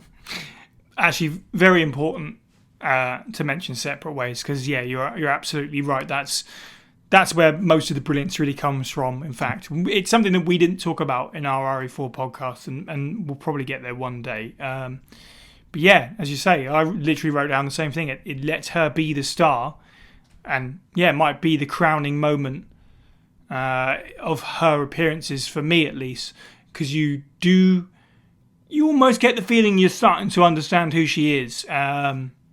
As you say, working with these bad people, but kind of undermining them. And again, we do have Ada throwing a magic weapon at Leon so he can save the day. Whilst their relationship isn't necessarily as connected or given as much time in this game, really, I would say. You at least get her doing that at the end, like, as you say, she doesn't really need to do, so that's nice. I mean, she could have left them to die on the island and just gone, like, see you later, guys, bye. But no, she then throws a clearly prepared jet ski with a cute little key ring. Yes. Just to seal the deal. And Leon still saves her at the end from Sadler as well. So there is a dichotomy there where they're saving each other. So I guess that's fair is fair in espionage and spy games. Wesker also mentions in the Separate Ways cutscenes that it's like, we'll just let them fight. Neither of them are going to survive, especially because we're going to blow the whole place up. Yeah, Wesker wants Ada to kill Leon, and at no point does she even entertain the idea. No, exactly right. So, again, you get all of that from Separate Ways, as you mentioned. Man, I mean, that's pretty much it for me. All I have is it's great. I don't have many detailed notes, to be honest. I thoroughly enjoyed it. I really enjoyed the fact that there was an edge to her, I think, in RE4, Ada, even more so, you kind of were asking the question, how far was she prepared to go in 2? And, in 4, she throws down the keys, but at the same time, it's quite precarious whether Leon's going to survive that or not. And she just kind of leave him in the, proverbial, I know there's no swearing. And I kind of like that. And I really love the fact that she kind of intellectually, and I think in combat as well, just hands Krauser his ass as well. I love that. I love her interactions with Krauser. And I think just even more, he just serves almost as a vehicle just to put Ada on even a higher pedestal for me in terms of her abilities and she's working for Wesker, but at the same time, she again, you never quite know whether she's going to betray him, whether that even is her, who her true employers really are. So that's why, like you, I didn't lose patience with the fact that it provided probably more questions than answers. It's funny. Go ahead, Steve. Not to jump in. Sorry, it's funny. George says that she's harder edged when I comparing her to her RE2 self, her Remake 2 self, and her base RE2 self. I kind of still feel like she's a bit more chill and having fun, in a way. And I would argue, I think she's just got confidence. She knows Leon's capable at this point and is confident in his abilities. Yeah, I just thought I'd chip in. Sorry. No, you're totally right. She's very much more leaning on the sort of like smoothness. She never seems to be that worried about anything. She's just like, yeah, I'm here, I'm doing my thing. How do we, I guess one question is, how do we feel about the introduction scene? Because I remember a lot of people played that and they were like, wait, Ada's alive. And Leon doesn't overly react to it. Like, it's not like a big shock or anything. And funnily enough, it's funny that we did Resident Evil 4 recently because the Resident Evil podcast also put out their episode on it. And they took, I think it was one of the guidebooks or something, right? And it had all these sort of like chapters of story. And coincidentally, I read the chapter for that podcast for them about this scene. And it's really interesting how it's all written. It's, like you said, basically like foreplay. And it did come across that way in this book, like this little bit of fighting and the heat in the air and all this stuff. But how did we feel about the Ada's not dead? I mean, as players, we already knew that. We see her throw the rocket launcher, but Leon's perhaps lack of reaction to it. George? I think, it's just indefensible, frankly. It's criminal. That's why I say my relationship with this game is quite, and even just personified in that scene, that taken out of that context, out of the narrative, there were parts of that scene I actually really, really love, particularly the way Ada plays it. But you've taken one of the most emotionally impactful points from RE2 and significant, in terms of Leon's story. And that kind of, it's not almost Leon's fault. This plays against this kind of cold, emotionless character that you get from Leon. I just want to very quickly say that was a very good point, actually, I thought Steve made, when I'm sort of thinking about how Ada has a harder edge, and I'm thinking about in terms of how she treats Leon and the predicaments that she allows before him. But yeah, you're quite right. I imagine by this time would have realized that he is more than capable to get out of those scenarios. But yeah, that scene, just tragic, that so much could have been done with it. It makes me angry now, actually, just thinking what we got. It's just almost just this Benny Hill cat and mouse thing. with again, yeah, you said, but all joking aside, that whole emotional response from Leon that we didn't get. Yeah, again, I guess that's the issue of they're trying to write a game for the potential of new audience and stuff, but for established fans, it was just like a big, wait, what? Like, it's just very confusing. And I think that's, 100% obviously the job of the writing. It's got nothing to do with the performance or anything like that. The performance is wonderful, but it feels almost like there's a page of lines kind of missing from that scene almost. They sort of jump into the middle of it. It just seems a bit odd. Steve, how did you feel about it? Pretty much the same. Like, as much as I like the visualness and the foreplay, it feels like we're missing context. As we've pretty much all said, like, it feels like there's a meeting they should have had where they literally hashed out all of their grievances, or like, "Oh, I thought you were dead," etc. To which Ada left him on red, clearly. Exactly. Which I also imagine is how she deals with Wesker most of the time, to be fair. Yeah. Interactions. It's unfortunate, but I think that's just the way it had to be. Like, if they'd have gone on the full route, what would it have been other than Leon said, heartfelt, like, "Where were you? I tried to find you," or something, and then she goes, "I know, Leon. Meanwhile, let's have a fight." Even that would have been nice. Well, just you question the ability of the writers here, because again, it goes to like the files of the game, which are some of the worst in the series. The whole just, saving the president's daughter. You just kind of imagine, like you say, Steve, what should have played out, and the emotion that would have had to have been in that scene, and the dialogue that would have had to have given to Leon, particularly, with that shock.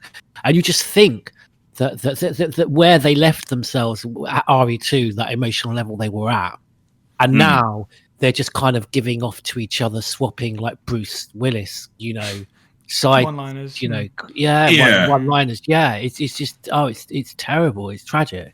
It's a side effect of being in the action movie pastiche that is Resident Evil 4, isn't it?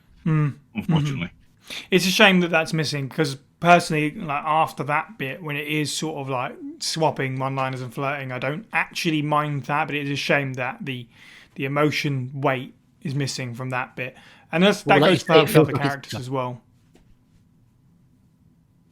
because her interactions with Krauser and Wesker I thought were really good as well. It was cool to see her interact with other figures in the sort of criminal underworld. It's the Plagus getting into Leon's mind. He cannot focus. Yeah, there you go. It's guiding Leon. I'm trying to think of how many other straws I can pull. Just give me a second. Oh wow, there's a thing. Great. Yeah. But no, I think everyone is very much correct on that. So, any more thoughts on RE4? You know, we didn't really touch on performance, but as I say, I think this is my personal favourite. Again, Sally just really knocked it out of the park, and sort of the evolution of character, almost sort of like letting go of the shackles a little bit of her front and her lies, and just getting to be the true blue Ada Wong, and you just smashed it. At no point does she lie to Leon in 4. Absolutely. She's just there causing mayhem, and quipping jokes aside in separate ways. The only person she ever lies to is Wesker and Krauser, which is fantastic, I think, for the villain. I think it's actually a great performance. I think it, the criticism for that opening scene is, but you put it perfectly aside that it feels like there's a scene that should have gone before that, and there's obviously as well Sally Cahill gives quite a detailed reading with Incubate, Resident Evil 4. Have you seen the DVD? Yes, I'm aware. I know of what you're talking. I'm not sure if I've seen it actually. And she kind of gives like a commentary. Right? Yeah, she gives a commentary. It's kind of like a film. Resident Evil Incubate, Biohazard Incubate, it probably is because it's from Japan. It's like an art book, but it comes with a DVD, and on the DVD you've got this kind of like almost film of the kind of like when people put together a movie cutscenes of the game narrative. And she gives a reading of kind of from behind the scenes. She talks about the Plagas, about Illuminati, all of it. It's actually it's a great watch. Fans should definitely check that out. There you go, audience. There's your homework. It is currently on YouTube, and it's 2 hours long. So that's it's no Wesker's report. 20 minutes. Long? Bloody hell! It's like it reminds me of the Wesker's report. The way if you it seems like a meatier version if it's 2 hours. That's quite a lot. I don't remember it being that long. Wow. But RE4 has no law. Oh, there's 4. It's almost set out as 4 videos, and each one is probably at least a good 10-20 minutes. But Resident Evil Incubate. Fantastic. Okay, so let's jump a few years into the future then. Ada Wong's so far only appearance in the CGI film, part of the Resident Evil canon. I suppose it remains to be seen. She may or may not show up in Infinite Darkness. But Resident Evil Damnation, first time that she's been portrayed by Courtney Taylor. There's not much to say in terms of I don't have paragraphs of introduction for this one, that's for sure. I mean, there isn't a whole lot here. She goes to it's the Eastern Slav Republic, right? This former Soviet Union bloc that's now its own country, trying to fight for independence and join the EU and all that stuff. Quite a politically charged film, to be fair.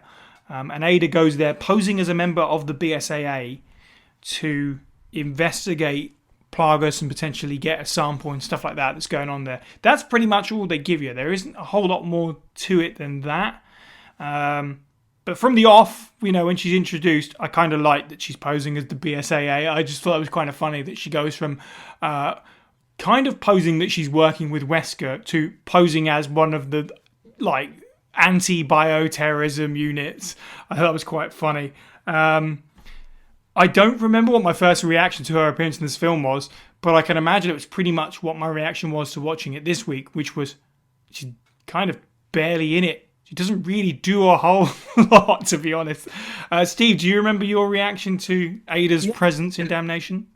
It's fundamentally the same. I'm waiting for the second cut of Damnation. Damnation separate ways to fill me in on what the hell she's doing there, really, besides just grabbing stuff. Now, it feels almost like she didn't have to be there, we know what she's there for. She's there to she's doing the RE2 bit. She's getting the virus for somebody dodgy. But it seems almost out of character with where she's got to on 4, where she's screwing everyone over, basically. I know she gets a Plagas and doesn't give it to Wesker. She gives the wrong one to Wesker.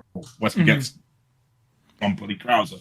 But now it seems like she's just back to doing the dodgy stuff again. Like, oh, there goes Ada being a wrong un. Doing things for reasons you don't know. Yeah. I mean, she has a cool fight, but I mean, besides that one bit where where she flirts with Leon, and they imply that they have met again sometime when we haven't seen, there's not really much to it for me. Like, it's cute. She gets upset when the lady, I cannot remember her name, puts her suit. Svetlana Belakova, I think that's right. Yeah, it's almost like Ada's felt like, oh crap, someone who's better at martial arts kung fu than I am. Yeah, that scene is. Yeah, we'll talk about that. Yeah, no, you're right. It is almost like Ada by number. Almost, it's like she turns up, she does a flirt, she saves Leon at the end with a big explodey gun of some kind. If there's a checklist of what Ada has to do in a thing where Leon appears, she just does that. It's, literally, it is literally like that. Just hit the notes of what's, lying about who you're working for, saving Leon. That's pretty much it. And then off she goes. George, do you remember your reaction to Ada in Damnation? Not as well as I should. Sorry, because I should have watched Damnation again today. In prep, I am sorry. And I remember, I found Damnation a little dull. It's not my favorite of the CGI films. Probably my least favorite, actually. Actually, no, I forgot about Vendetta. No, it's not my least favorite.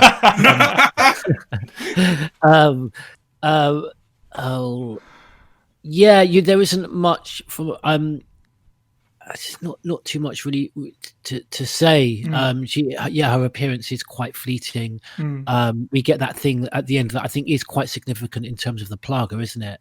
I think it's meant to be she's handing something off to Derek C. Simmons, but then it kind of worked out that it wasn't in the end because it didn't really match up. Oh, good, yeah. I mean, I remember that was kind of argued to at one point, but.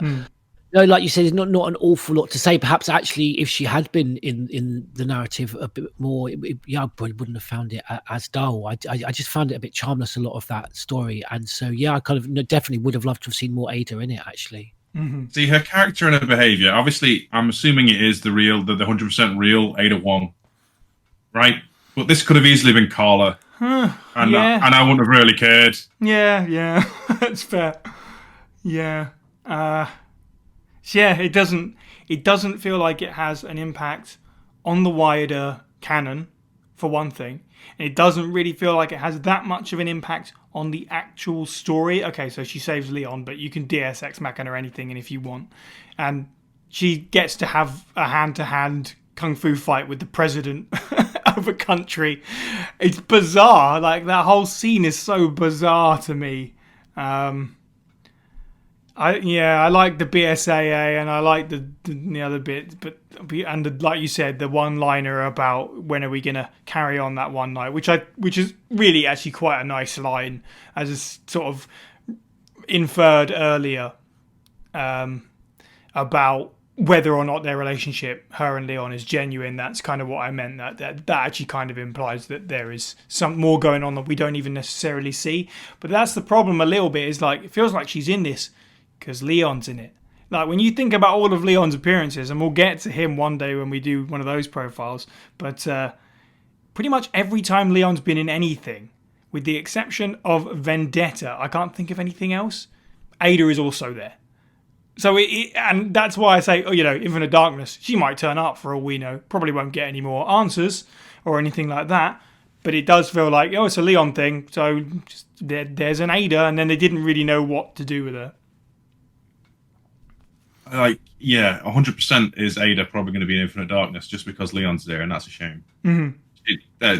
This is probably the quintessential, she is there because Leon, and it sucks. Because, as Sai is alluding to, there are questions about Ada Wong we would like to see at least hinted at or nudged into the direction of an answer, and this is just almost fan service, but in a really, really weak-ass way. Yeah, it is kind of like that. So this is where my frustrations begin, and kind of, I think there are people that are looking forward to this podcast because they know my overall opinion of Ada is a little bit shaky at best. This is where the frustration begins, because adds nothing. Like I said, her personality and her series of events in this film are pretty much the same in a way as RE6. She wears something red. She has a sexy smile and she shows her legs off. She flirts with Leon. She shoots a big gun to save him. She has a conversation with a mysterious person and then she vanishes. And as I said, after finishing RE Thor, I was like, oh, we're going to go somewhere with this. And the next entry in her story does absolutely nothing. And it only gets worse from here. On the plus side, I thought the performance was decent. You know, as I say, Courtney Taylor, this is her first time as Ada. She, you know, maybe not quite as smooth, loses some of the smoothness to her that Sally brought. It's funny in retrospect, and we mentioned this. It seems a shame that they didn't notice that Jolene would make a fantastic voice for her at this time, because she is the mocap for Damnation before she went on to be the voice. She might as well have done the voice while she was here, because it's not that many lines either. But you know, Courtney did fine. Steve, thoughts on Courtney's portrayal? Okay, but honestly, like, that's it. I've got nothing. Again, like I said earlier at the top of the podcast, it blends with me with Mass Effect 2's Jack. Yeah. So it's very much the same voice. At least it feels like it to me. That's not a dig. It's just the way it seems to have rolled. Mm-hmm. It's okay. Doesn't feel particularly Ada-esque. Not that Ada's got a type, but it's it's okay. Yeah. All right. I'm afraid it's not the most detailed response. I mean, if that's how it makes you feel, I completely understand. If there's no more thoughts on Damnation, then we'll roll into the big gun that is RE6. We talked about RE6. We've only talked about RE6 once before on the podcast, really, which was in the villain special a couple of episodes back, where we talked about Simmons and we talked about Carla, but now we're going to talk about Ada's sort of perspective and rolling it a little bit more. So yeah, the story for this really it takes place a short time after Damnation, I suppose, with Ada receiving a call from a Kana Radamus. She climbs aboard a submarine owned by the Simmons Foundation or whatever, I guess.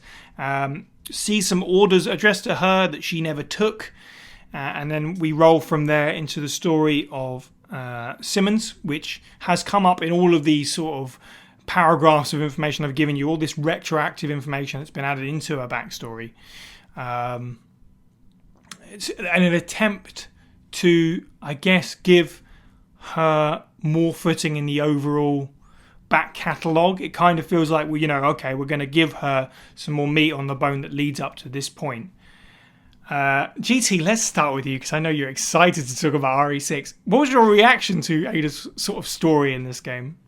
Wow. Well, I have to admit, I haven't played a lot of RE6 because it's RE6. Because there's a lot of it. But going on what Steve said before, the performance in this as well doesn't feel, if Ada has it doesn't feel Ada Wong. And it's not just to say, you know, she has, you know, the audacity not to be Sally Cale. It doesn't feel, there isn't, it's a bit, it just feels a bit one-dimensional. I, you know, just think that this is like the sixth incarnation, the sixth main title, and so I don't want to go on about it, but I didn't like the narrative. I just thought it was ridiculous that, you know, this is where the series has got to, the whole Simmons story and the family. I bore myself listening to myself talk about Resident Evil 6. But I do want to try and, you know, something insightful to say about the character. I really didn't like the character. I have to say this is my least favorite of all the character models. It was almost, I don't know, I'm not saying Capcom tried to do this, but almost like they're kind of almost trying to more Europeanize her. It's almost like it's like Ada Wong Light. They just kind of seem to just take all the character out of both the voice performance and the story. And I mean, there's a couple of interactions she has with Leon, I think, where Leon sort of says, Ada, what's going on? And she says, it's complicated. And then when she has one of these end conversations with Simmons, he's like, what's going on? And she's, long story. And no, you know, I don't want that from a Resident Evil story. It doesn't have to be complicated. If it's an intelligent narrative in a puzzle box, you find it at the end, or like some kind of you know, like with Wesker kind of twist at the end. But Resident Evil 6, just, not just in terms of gameplay, the whole narrative was a mess. And I just think, obviously, like with all the characters, Ada's going to suffer from that. And especially because she's so central to everything. Like, she is a really important character in the overall plot of RE6. It's funny. I've got a couple of weird references to make in this rant, but weirdly, it made me think of the Sonic Adventure games. You beat all the other campaigns, and then you get your Supersonic one last. Or Sonic Adventure 2, you get the hero in the dark, and then you get the last story to tie it all together. And that's how RE6 came. You had to beat the other 3 campaigns, and then you get your Ada one. That's not true of later ports, I know, and I think, and even an update, it gave you that from the beginning. But she was meant to be, her campaign is meant to be all the answers to the questions and stuff like that. The problem is, right, okay, we talked about Claire in Resident Evil Revelations 2 in her profile episode, and, it's controversial a little bit, her appearance in that. Be that the writing, the localization, you always find people discussing sort of Claire's personality in Rev 2 online. There's today still debates about it. But at least it gave us something to talk about. Because this is the most symptomatic of RE6 arc of the entire game. Because there isn't one. Like, she's the main character of RE6, arguably. And she has 0 arc. We didn't learn anything about her that we didn't already know. Except Simmons had a massive for her. That's about it. Like, if Damnation was like, okay, getting a bit tired now, this just a complete formality, the mysterious thing, which, I mean, RE6 has its high points, but you can figure out how much I like my sort of experience with its story, considering that it has 2 boring Ada Wong characters in it. It's like Pokemon. Ada Wong red version or Ada Wong blue version. Got to vague them all. There's no point. It just, like you said, it's a mess. But worse than a mess, there's literally no point. It ends where it began, and that's true with RE6 in general. But I found Ada to be probably the worst version of it, because it's kind of meant to be her story. Steve, you said you had some defenses. Please save us. Right, okay. I'm going to be fair with you guys, right?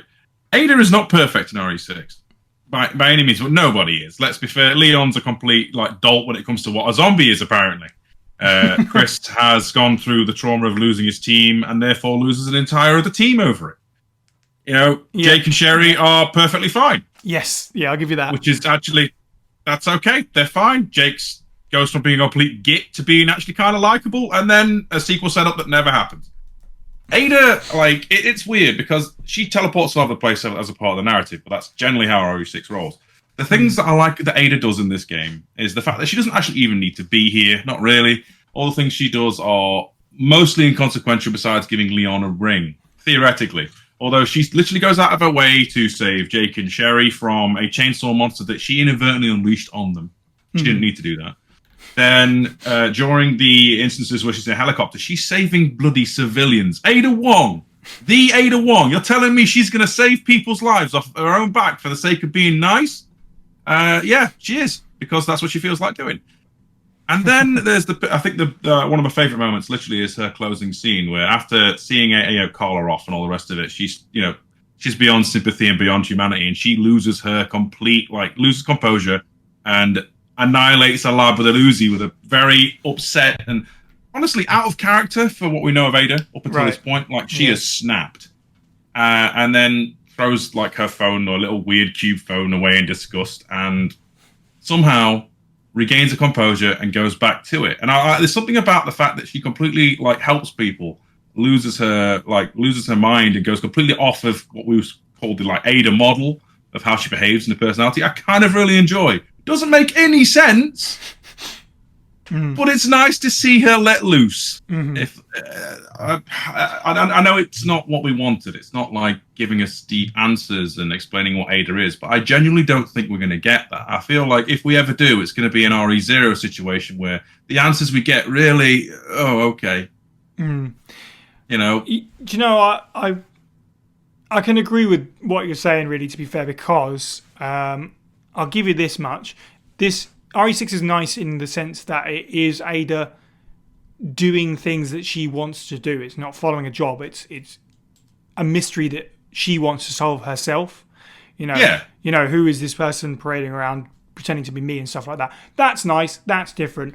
But Yeah, after I also understand, she loses her composure. That bit is cool, and then immediately just goes back to cool, calm, and collected. But it does also kind of feel like, I guess, with the lack of answers, it's very easy to glaze over because it does end with her answering a phone call and getting another job, pretty much exactly with Damnation.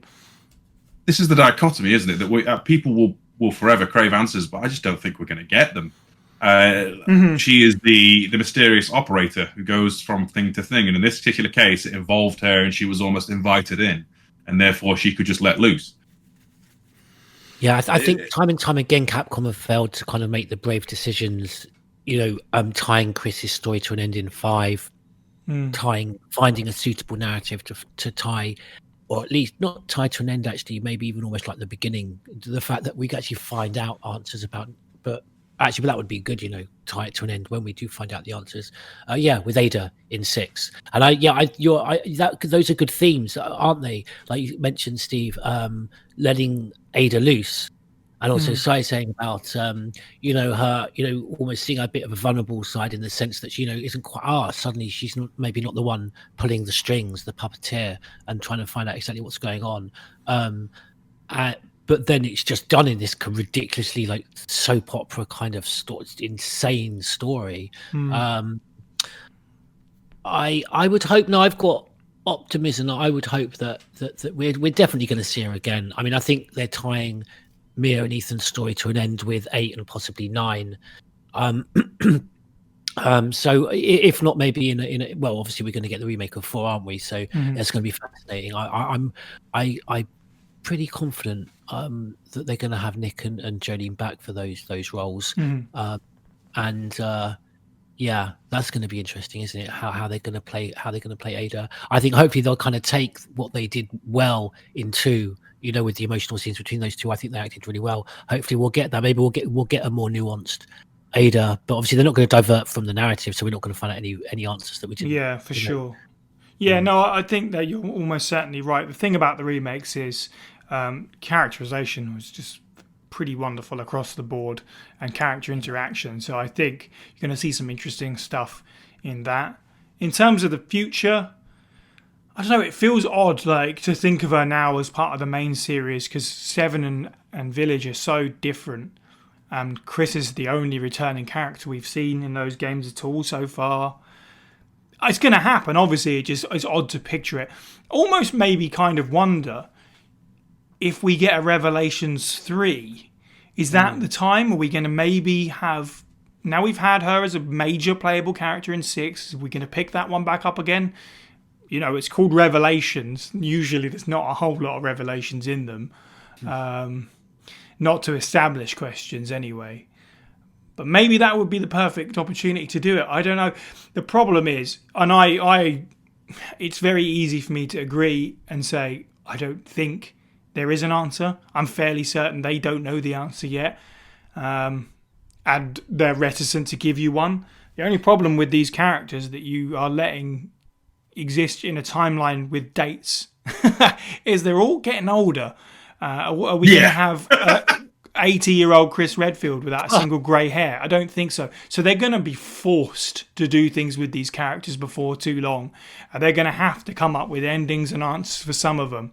And they're going to have to pass some torches and stuff. We can't have 90-year-old geriatric Ada Wong throwing rocket launchers off of billboards to save people forever. So time is going to force Capcom's hand, but I agree that they have no idea where they're actually going to take this right now. It's a weird paradox, isn't it? Because I don't know how you would resolve her plotline in any meaningful fashion unless we go all the way back to the beginning and there's some kind of like almost spoiler for the novels. Trent, like she's been playing everybody to try and screw them all over the entire time. Answer. Anything else is kind of like, I'm going to be evil and take over the world, and the world will burn in an inferno of hate. It just doesn't seem like it'd fit with a character at this point. I think George, you said sort of leaning more into the sort of helping than hurting. I think her end goal is going to be for the good, but what exactly that is and how she's been working on this plan for so long, I would love just to see her kind of sacrifice herself, I mean, that's why, to perhaps it's right. These things perhaps should end where they are on the first instance, and perhaps that should have been the end of her story in two. Because I think that's the kind of ending I want for that exact type of ending. Self-sacrifice, or perhaps even being betrayed by Wesker or someone that she's working for, and seeing her killed. So, yeah, maybe almost coming full circle, perhaps, and something very similar. And very befitting for the character would be something similar to 2. Yeah. I mean, the best part is even if they do kill her off and keep her in some kind of horrible state, they do it vague enough. They can still write her back in, and she's took some viral mumbo jumbo that allows her to age better, etc. Not to, I mean, I think we're all on board that Sherry's going to be fine for a while yet. She could just pull like G-Virus Infinite Youth. Jill, maybe as a result of the stuff she's gone through with all the experiments and viral things. But yeah, the aging is a factor that they have to address if they're going to keep using the characters. Sorry, just think what you're saying there, Steve. Yeah, I mean, Jill Jesus at this point is kind of like a viral soup that, Lisa Trevor gets to look like that. Yeah, how does Jill look so good? Yeah. George taking to bat for his daughter. Why, you love to see it. I mean, they even kind of tried to make her look even better. I'm not saying blonde's the better, but they make her go blonde as well. Lisa Trevor just deteriorates into like a mush, and it's all about portion control, George. Having only so much, not having too much. I love Jill. I mean, actually, all joking aside, second only to Ada. Jill Valentine's my favourite. The thing is, you say, Jill looks so good even though she's full of viruses. We haven't seen her in canon-wise for over 10 years, so you don't know. You don't know, man. I'm not saying I want to see a downfall in it. Oh, absolutely. I just think, Lisa was done quite poorly. And in terms of sort of one and done, with the idea of maybe they should have killed her off way back when. The only problem with that is, as a community, then everyone stands up and goes, well, you killed off a cool character. I mean, just speaking of RE6, look at Piers, right? Everybody wants him to come. Well, lots of people campaign that he's still alive and he can come back. So the reaction, if Ada had died off already, you definitely would have got that.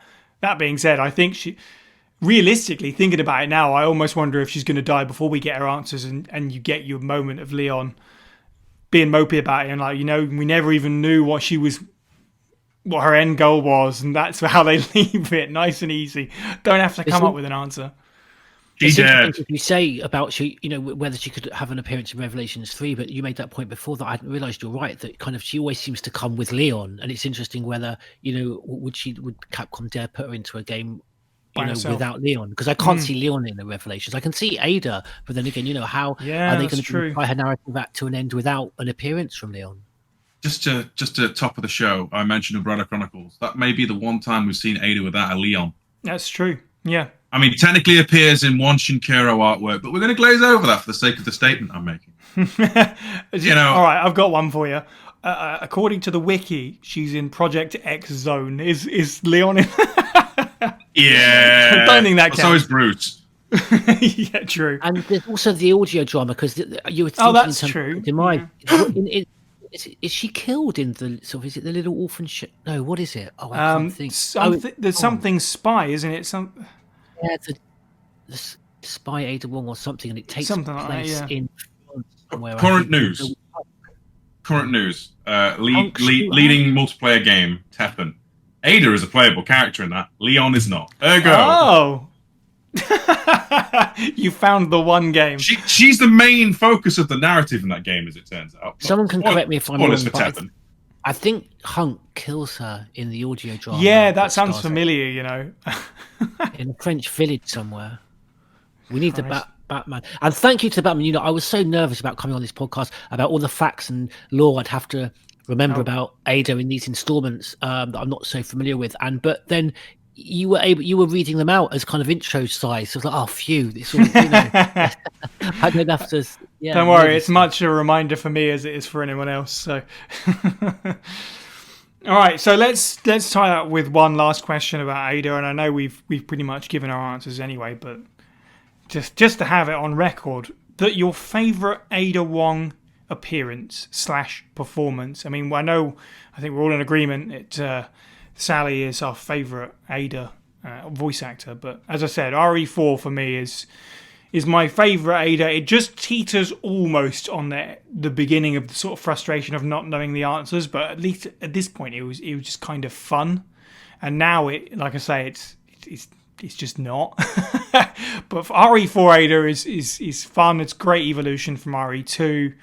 I think the writers and the voice actor got the character perfect for me. Steve, what's your favourite Ada appearance? Don't say Tepper.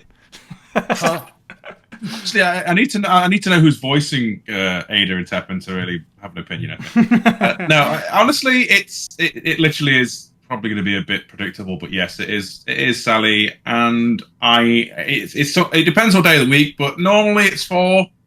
As much as 2 is the favorite game, and normally I do think Ada is like one of the coolest in 4. Separate ways, and the full inclusion of 4. We're not having just base GameCube 4. Sorry. You have to have that separate ways, otherwise then it's definitely RE2. So I suppose without caveats, RE2. With caveats, 4.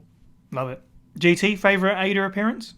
Well, I don't hold a torch for Resident Evil 2 original as much as a lot of people do that are so passionate about the series, like me, particularly from that early era. I'm always going for Resident Evil 3 before 2 every time of the originals. But for me, it's her performance and just the whole story in 2, and the fact that I was undecided for kind of thinking the fact that 4 gets an honorable mention, even with that first scene and what they omitted and what we should have had. I think it's testament to what we actually got from Ada in 4, and with Separate Ways and Assignment Ada and Incubate, Biohazard Incubate as well. I think I loved Ada in 4, but there was so much also wrong with it, and there was 2. It's just more for me, just more nuanced and kind of more. But remember, we've got to look at this from the perspective of when we first played the game and didn't already have all the answers with 2. And I just love the fact that it was keeping us guessing. It's 2 for me. Fantastic. Well, nothing else remains for me but to thank our contributors. If you'd like to be part of the show, then please look into auditioning for our file readings. Join the Discord server to get in touch with members of the team and our community, discuss Resident Evil with us and other fans, and listen to the podcast live as it's being recorded. You can find a link to the server, as well as our Twitter, Facebook, Twitch, Instagram, YouTube, and more over at faspraypod.com. You can find the podcast on YouTube, Stitcher, Spotify, and iTunes, and if you enjoyed the show, please do leave us a review where you can. It helps spread the word. You can also support the show by picking up some merch or at patreon.com/FASprayPod for as little as $1 a month. In our next episode, we go back to where it all began. To celebrate 25 years of Resident Evil, we are returning to the Spencer Mansion with a retrospective look back at the original game that started it all. Thank you to the panel. You can follow all of us individually. I'm at Syniac_123. Steve is at FB Steve Was Taken. George is at Freshwater_Paul and Crimson_Head. And thank you for listening, and have a good week.